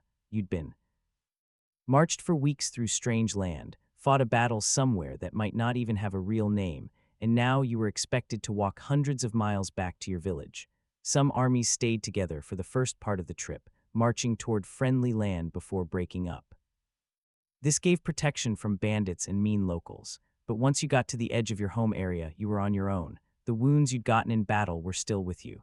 That cut on your arm from a sword blade, still sick, red and swollen, leaking. Plus that stained your clothes. That hit to the ribs from a war hammer, probably a break that sent sharp pains through your chest every time you breathed deep. You were traveling while hurt with no doctor care, through land that ranged from not caring to really mean. Every step hurt, every mile was a win. Food was hard to find. The army's food system, such as it was gone. You had to find, beg, or steal food to live. Finding meant eating whatever you could get. Berries, nuts, roots, grass if you were hungry enough. Most of it was not enough food for a man trying to walk 20 miles a day.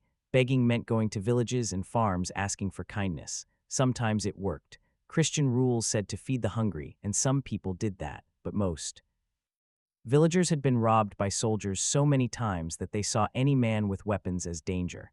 Stealing was dangerous, but sometimes needed. You could take food from fields or fruit trees, but if you were caught, local punishment was fast and mean.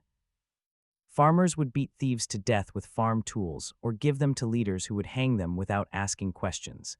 Your taken things, if you'd managed to get any, made you a target. Other soldiers, your old friends, would rob you if they thought you had something good.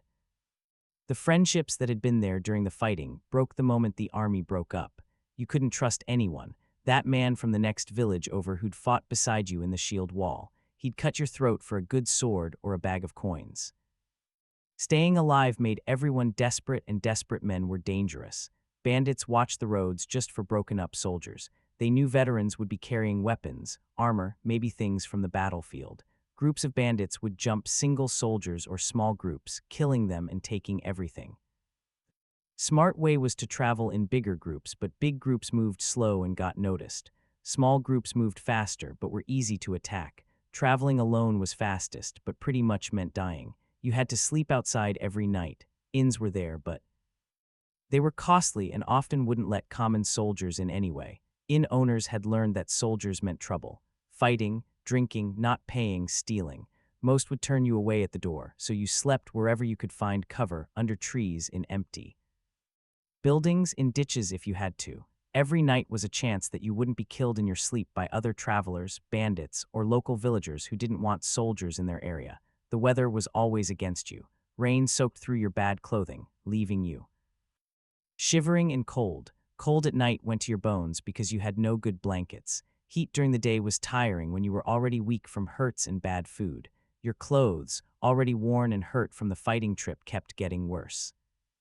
The same shirt you'd worn for months was now torn, stained with blood and mud, coming apart at the edges.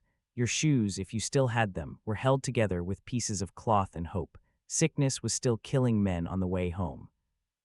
The runny stomach sickness that had bothered the army during the trip kept hurting the ones who lived. Sick wounds got worse without care. Lung sickness spread among groups of travelers sleeping close together. Some men didn't make it.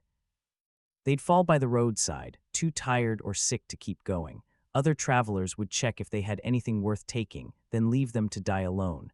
It was hard but needed. You couldn't carry a dying man hundreds of miles. Villages you went through were mean or scared. Local farmers had been dealing with soldiers for months or years, armies marching through, taking food, forcing men to join, fighting battles that ruined crops and houses. They were tired of war and everyone part of it. Some villages would leave food at the edge to make soldiers go on without coming in. Others would send men with weapons to walk soldiers through their land as fast as possible. A few would attack leftover soldiers right away, especially if the group was small enough to beat. River crossings were extra dangerous. Bridges were rare and often watched by locals who charged money or simply said no to soldiers. Wading across meant getting soaked, which could make you sick or too cold. Swimming meant risking drowning, especially if you were hurt or carrying things. Some people set up boat services just to make money from returning soldiers, charging way too much for a ride. Others were bandits pretending, taking your money and then robbing you on the other side. The trip home could take weeks or months, depending on how far the fighting had taken you and how well you could travel with your hurts. Every day was a fight to find food, stay safe, and keep walking despite pain and being tired. Some soldiers joined together for safety, making small groups of men going the same way, but these groups were weak friendships. Trust was small, food was little. Arguments over food, direction, or taken things could lead to fighting. As you got closer to home, you started to know something that no one had told you about. You didn't want to go back. The closer you got to your village, the more worried you became. Home meant a life you'd left behind, a person you'd been before the war changed you completely. the man who'd left your village months ago, was gone. In his place was someone harder, marked, carrying memories and things that happened that couldn't be shared with people who'd never left their farms. You'd seen things, done things, lived through things that were beyond the understanding of anyone who'd stayed home. How do you explain what a battlefield smells like? How do you describe the sound of a man dying? How do you tell your wife about the nightmares that wake you screaming? The war had changed you in ways you didn't fully know yet. And as you got near the familiar edges of your home, you wondered if there was still a place for you there. You'd lived against every possible chance through battle, sickness, hurt, and the nightmare trip home. You'd made it back to your village. You could see the familiar fields, the houses you'd known since you were little, the church where you'd been baptized, and everything felt wrong. Your family, if they'd lived while you were gone, barely knew you. You'd left as a pretty healthy man, probably fat by Middle Ages rules, which meant you had enough to eat most of the time. You came back thin, cheeks sunken, your clothes hanging loose on a body that had lost 30 or 40 pounds. Scars covered your body. The sword cut on your arm had healed wrong, leaving a bumpy line of scar skin. The club hit to your head had left a dent in your skull that you could feel with your fingers. You walked with a limp from the spear wound in your leg that had never healed right, but the body changes were nothing compared to what had happened inside your head. Your wife hugged you, crying with happiness and joy. Your children looked at you like you were a stranger, which in many ways you were. Your parents, if they were still alive, asked questions about the fighting trip, and you couldn't answer because how do you explain what you'd seen? How do you tell your wife about watching your friend die slowly from a belly wound, begging for someone to end his pain? How do you explain to your children why you wake up screaming in the middle of the night? How do you describe the smell of a battlefield to people who think the worst smell they'll meet is the pig pen? The village hadn't changed. The same houses, the same fields, the same small talk about who was sleeping with whom and which family had the best crops. The problems that had seemed big when you left, fights over land edges, money owed, family rivalries, now felt nothing. You'd watched thousands of men die for reasons they didn't understand. You'd lived through battles that would be talked about for many years. You'd seen the worst and best of people, usually in the same day. And now people wanted to talk about whether the miller was charging fair prices for grain. Post-traumatic stress disorder wouldn't be named for hundreds of years, but Middle Ages soldiers absolutely had it. The signs were the same as what modern soldiers feel, but without any knowing of what was happening or any good ways to help. You couldn't sleep without bad dreams. The battle would play again in your mind with clear pictures. You'd live again the moment when the lines crashed together, the sounds of men dying, the feeling of your spear going through human skin. You'd wake up in a cold sweat, heart beating fast, sometimes screaming. Loud noises would make you jump into fear. A door banging sounded like shields hitting. Thunder reminded you of horse charges. The sound of metal on metal, a blacksmith working, someone sharpening a blade, would make you jump and reach for weapons you didn't have anymore. You'd become extra watchful, always looking for danger that wasn't there. In crowds, you'd stand where you could see all the ways out. You'd sit with your back to walls. You'd wake up many times each night, listening for sounds that might mean danger. Your anger had changed. Small things would make you mad. A spilled drink, a crying child, someone walking too close behind you. You'd been living with danger all the time for so long that normal life felt wrong, not safe. You'd yell at your family, unable to explain why you were so angry all the time. The work you'd done before the war, farming, building things, whatever job you'd had, was either impossible or too hard to stand. If you'd lost fingers or a hand, hard work was not possible. Even if you were okay in your body, you found it hard to care about anything. Planting crops seemed useless when you'd seen whole armies die for nothing. Building things felt small after living through battles that decided the future of countries.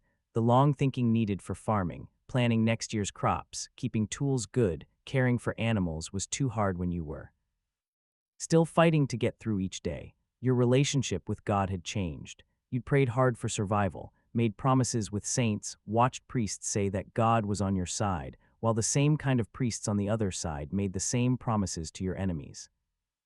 The opposite things were impossible to miss. Some veterans became more religious, thinking their living was God helping. Others lost faith completely, unable to match a loving God with the awful things they'd seen. Most were somewhere in between, still believing, but with a faith that was harder, more difficult. Full of questions, drinking helped when you could pay for it. Strong drink could push away the memories, quiet the bad dreams, make the world feel okay for a few hours. Many veterans became big drinkers, spending whatever money they had on ale or wine, trying to forget what couldn't be forgotten. Villages had their share of old soldiers who spent their days drunk in taverns, telling war stories to anyone who would listen. These men became known people, scarred, limping, haunted, always ready to tell about battles that got braver with each telling. But even drunk, the memories stayed. Strong drink might put off the bad dreams, but it couldn't erase them. The body hurts were lasting reminders of what you'd been through. That limp from your leg wound wasn't going away. The long pain from ribs that had never healed right was your constant friend. The missing fingers made every job harder. Middle Ages medicine had nothing to give for long pain. Help was limited to strong drink, prayers, and pushing through. Body therapy didn't exist. You just learned to live with the hurt, changing as best you could. The community saw you differently now. You were marked, changed, no longer really one of them. Parents didn't want their children playing too close to your house. Women avoided looking at you. Even the church seemed uncomfortable with you, as if the killing you'd done, however right, had marked your soul. People were afraid of veterans, and for good reason. You'd been taught to kill. You'd done it. That knowing was written in your walk, your eyes, the way you moved through the world.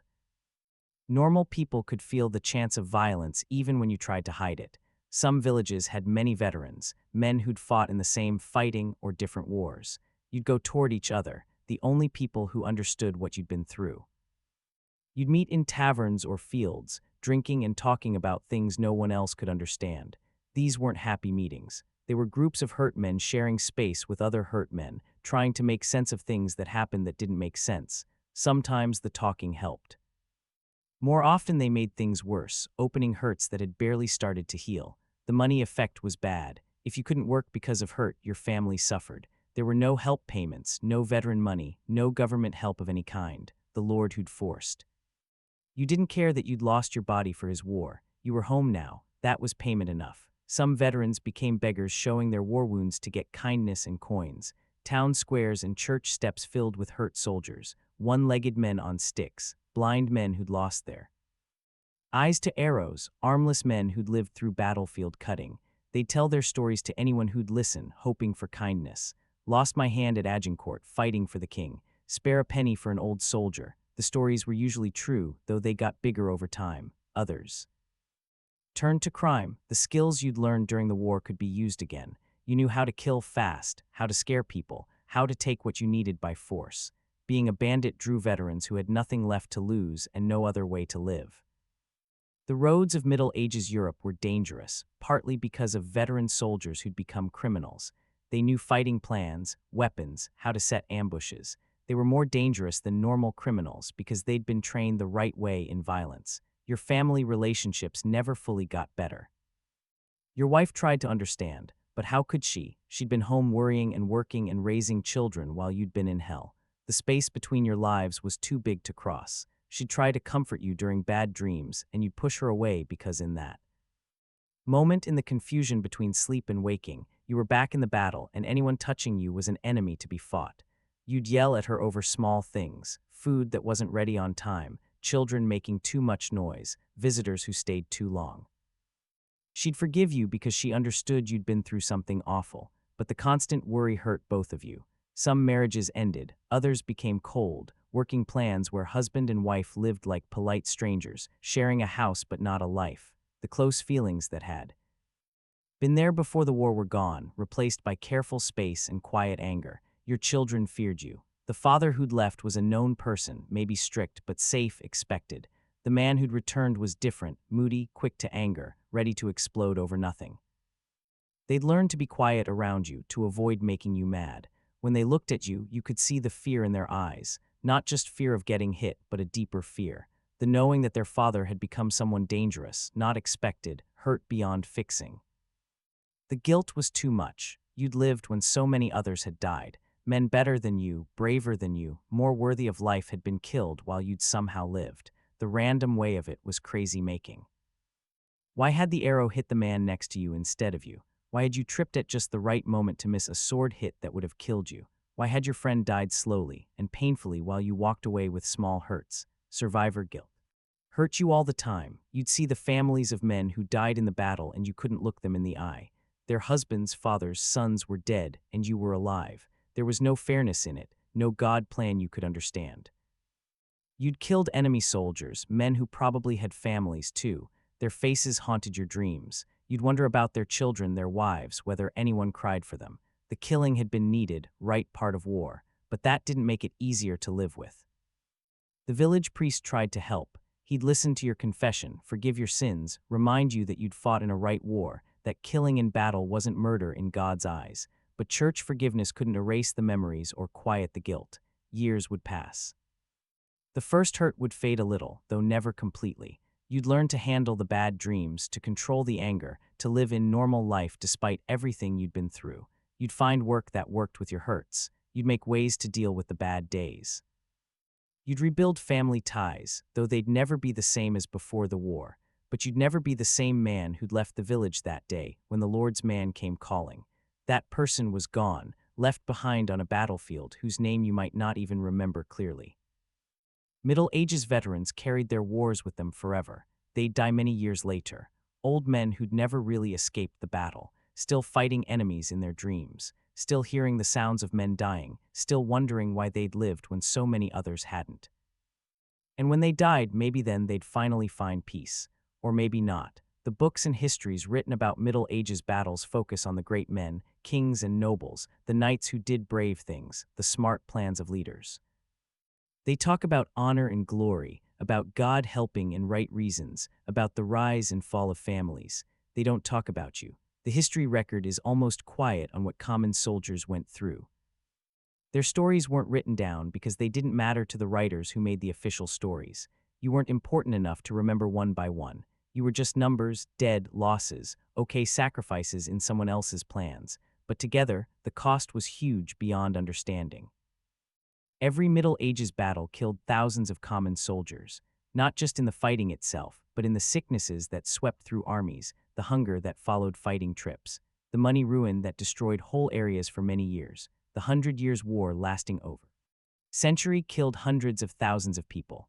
The huge majority were farmers, soldiers forced from their villages, normal people caught in the path of marching armies, families who starved when their breadwinners were killed or hurt.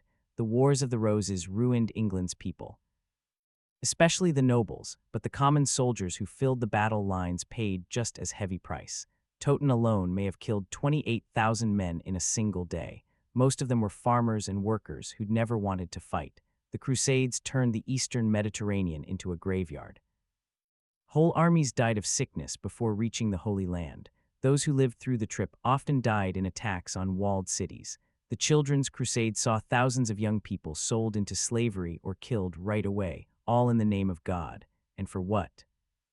Most Middle Ages wars were fought over land fights between nobles, who got to be king problems, or ideas of honor that meant nothing to the men doing the dying. You didn't fight for freedom or fairness. You fought because you were told to, and you died because someone else's dreams needed bodies to fill graves. The money effect of Middle Ages fighting on farmer communities was terrible and long-lasting. Every man forced to fight was a man not working the fields during important planting or harvest times. Whole areas would have crop failures because too many workers had been taken for army service. Families left behind struggled to keep farms and workshops going. Women and children had to do work before done by grown men, often not well. Crops failed. Animals died from no care. Debt grew as families borrowed money to live, often losing their land when they couldn't pay back. The soldiers who did come back were often too hurt to work well. A man missing a hand couldn't use many of the tools needed for farming or jobs. Someone with a bad limp couldn't keep up with the hard work of farm life. Veterans with head hurts might be unable to do any hard-thinking jobs. These men became money weights on families that were already having a hard time. Instead of helping make money for the house, they needed care and help they often couldn't give back. The feelings and money strain ruined countless families across Middle Ages Europe. The way people lived together in Middle Ages society was built on these sacrifices, but the sacrifices were never chosen and rarely thanked. The lord system demanded that farmers give their work, their things, and their lives to their lords. In return, they were supposed to get protection. In truth, they got used. lords used their army duties to take money and work from farmers. The danger of being forced to fight became a way to control people. Fight the Lord's orders and you might find yourself in the front line of the next battle. The mind toll on Middle Ages society is impossible to count right, but the signs say it was huge. How many veterans came home violent, broken, unable to work as husbands and fathers? How many families were ruined by men who'd seen too much, done too much, suffered too much? How many children grew up without fathers or with fathers who couldn't be fathers anymore? How many women became widows or were forced to take care of forever hurt husbands? How many communities lost their best workers to wars they had no say in starting? Middle Ages people understood this cost better than we might think. There's a reason normal people weren't excited about war despite the stories praising fighting bravery. There's a reason running away was so common that mean punishments were needed to stop it. There's a reason peace deals were often welcomed by everyone except the nobles who made money from fighting. They knew what we've forgotten in our pretty pictures of Middle Ages fighting, that battles were hell, that soldiers were victims as much as fighters, and that the glory and honor existed only in stories told by people who'd never stood in a shield wall watching their friends die. The long-term effects spread through many years. Veterans' children often grew up poor because their fathers couldn't work. They might get not land or money, but debt and bad names. The sons of veterans were sometimes forced to fight sooner or more because leaders thought fighting was a family thing. Whole areas could be emptied by war. Places that saw fighting again and again, the border lands between England and Scotland, the fought-over lands of France during the 100 Years' War, had circles of ruin that stopped normal money growth. Villages would be burned, rebuilt, and burned again. Families would run away, come back, and run away again. Farm systems that had taken many years to build would be ruined in days and take many years to fix. The new things and culture. Growth that might have happened in peacetime was stopped by the constant using of money for fighting. Instead of building schools, hospitals, or roads that would help everyone, Middle Ages societies poured their money into weapons, walls, and armies. How many new ideas were never made because possible inventors died in battles? How many art things were never created because artists were forced to fight or killed? How many communities never reached what they could because their people were sacrificed to noble dreams? The statues and memory things that did exist honored the nobles almost only. Knights had fancy tombs with carved pictures showing them in armor, hands folded in prayer, surrounded by family signs proclaiming their bravery. Churches showed banners taken in battle, remembering wins won by rich leaders. The common soldiers were buried in big graves, no marks and forgotten. No one paid for statues of farmer spearmen. No colored glass windows showed farmers dying for their lords. The art left from Middle Ages fighting ignored most of the people in it completely. When songs were made about battles, they praised the acts of heroes, kings, princes, famous knights, whose names would be remembered for many years. The songs spoke of honor, bravery, and God helping. They didn't mention the smell of the battlefield, the cries of hurt men, or the widows left behind. This chosen memory wasn't by accident. It helped the ruling people to show fighting as glorious and noble. If people understood the true cost, if they saw past the pretty versions to the mean truth, they might not want to join future fights. So the real history was hidden, forgotten, or not talked about. The stories that lived were the ones that helped power, not truth. Even today, our popular stories keep these lies alive. Movies, TV shows, books, and games show Middle Ages fighting as exciting, brave, important. The main people are always nobles or special people. The common soldiers are background people, faceless extras who exist only to make the heroes look good. We see the armor and weapons as cool rather than not good enough. We focus on one-person fights rather than huge killing. We emphasize the honor and glory while ignoring the sickness, hunger, and fear that described most soldiers' lives. This pretty picture does a bad thing to everyone who suffered through the truth of Middle Ages fighting. It makes their lives into fun, their sacrifices into story parts, their hurt into background noise. The fact that we don't remember this, that our popular stories have turned Middle Ages fighting into adventure tales, is perhaps the final bad thing to everyone who suffered through it. They died in pain so that we could enjoy pretend versions of their pain, but we can choose to remember differently. We can honor their lives by understanding what really happened, not the cleaned-up versions made for our comfort. We can accept that the past wasn't more noble or brave than the present. It was just meaner and more open about its meanness. So there it is. What actually happened in a Middle Ages battle, from the moment some Lord's man knocked on your door to pull you from your fields, through the nightmare of army life to the horror of fighting itself, and finally to the long painful after that nobody talks about because it doesn't fit our dreams about the past. It wasn't glorious. It wasn't honorable. It wasn't pretty or exciting or any of the things Hollywood has made us think Middle Ages fighting was like. It was scary, painful, disgusting, and hurtful in ways that would break most modern people within days. You didn't die bravely in one fight with a worthy enemy while nice music played in the background. You died crushed in tight bodies, stabbed from behind by someone you never saw, or you lived through the battle only to die days later from a sick wound while lying in your own dirt. You didn't fight for noble reasons or big ideas. You fought because saying no meant death, and even saying yes meant likely death, but at least the group pressure made the choice feel needed. You stood in line with other scared men, most of whom you didn't know and couldn't talk to, waiting for the enemy to crash into you like a human wave. If you somehow lived through the real fighting, you weren't rewarded with honor, glory, or thanks. You were sent home with wounds that would never heal right, memories that would poison your sleep for the rest of your life, and a community that would never fully understand or accept what you'd become. The truth of Middle Ages fighting was that common soldiers were things to use up in fights that didn't matter to them. They were human bullets fired at enemy groups and thought okay losses by leaders who never put their own lives in the front lines. You weren't a hero in some big story. You were a victim of a people system that treated human life as cheap and easy to throw away, especially if that life belonged to someone poor, uneducated, and without power, and yet somehow they did it. Thousands upon thousands of Middle Ages soldiers forced against their will marched to battlefields across Europe and beyond. They fought because the other choices were worse. They lived when they could, died when they couldn't, and left behind almost nothing except the occasional bone piece found by diggers many years later. Their bravery wasn't the bravery of stories. The brave knight facing huge odds to save the kingdom. It was something more basic and more sad. The bravery to keep putting one foot in front of the other even when you knew where the road went. The bravery to stand in line and wait for enemies to try to kill you, because running meant sure death from your own side. The bravery to keep living after going through things that should have broken any normal person.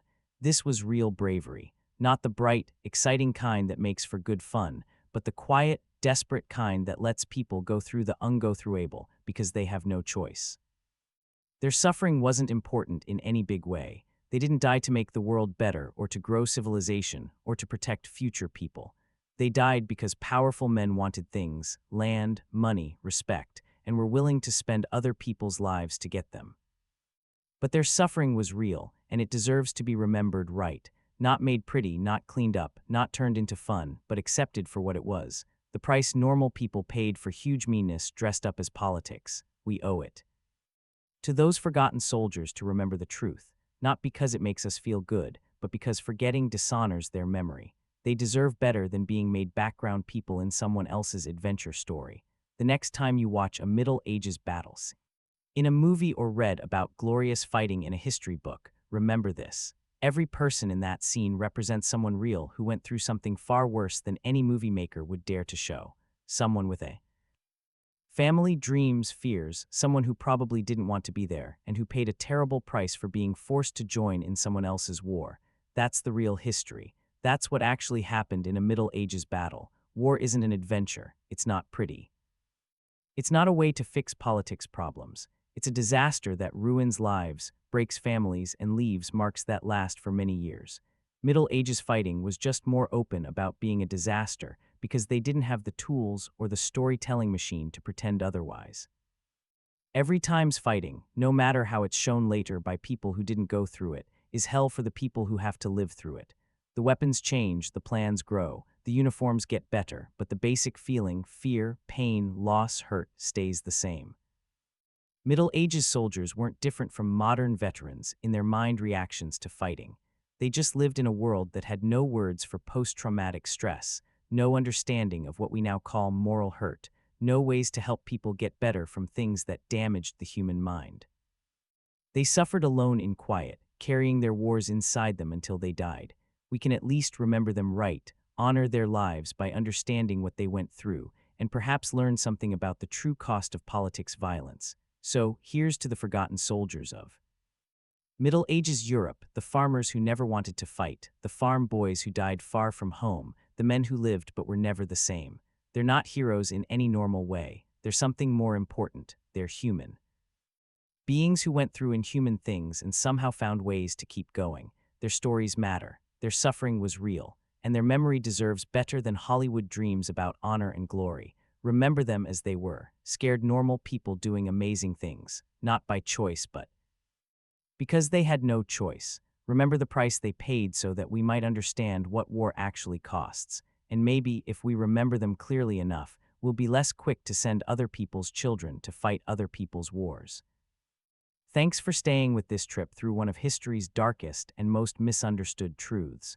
If you made it all the way through this look at what Middle Ages fighting was actually like, you now know something that most people don't. The truth behind the legends. It wasn't pretty.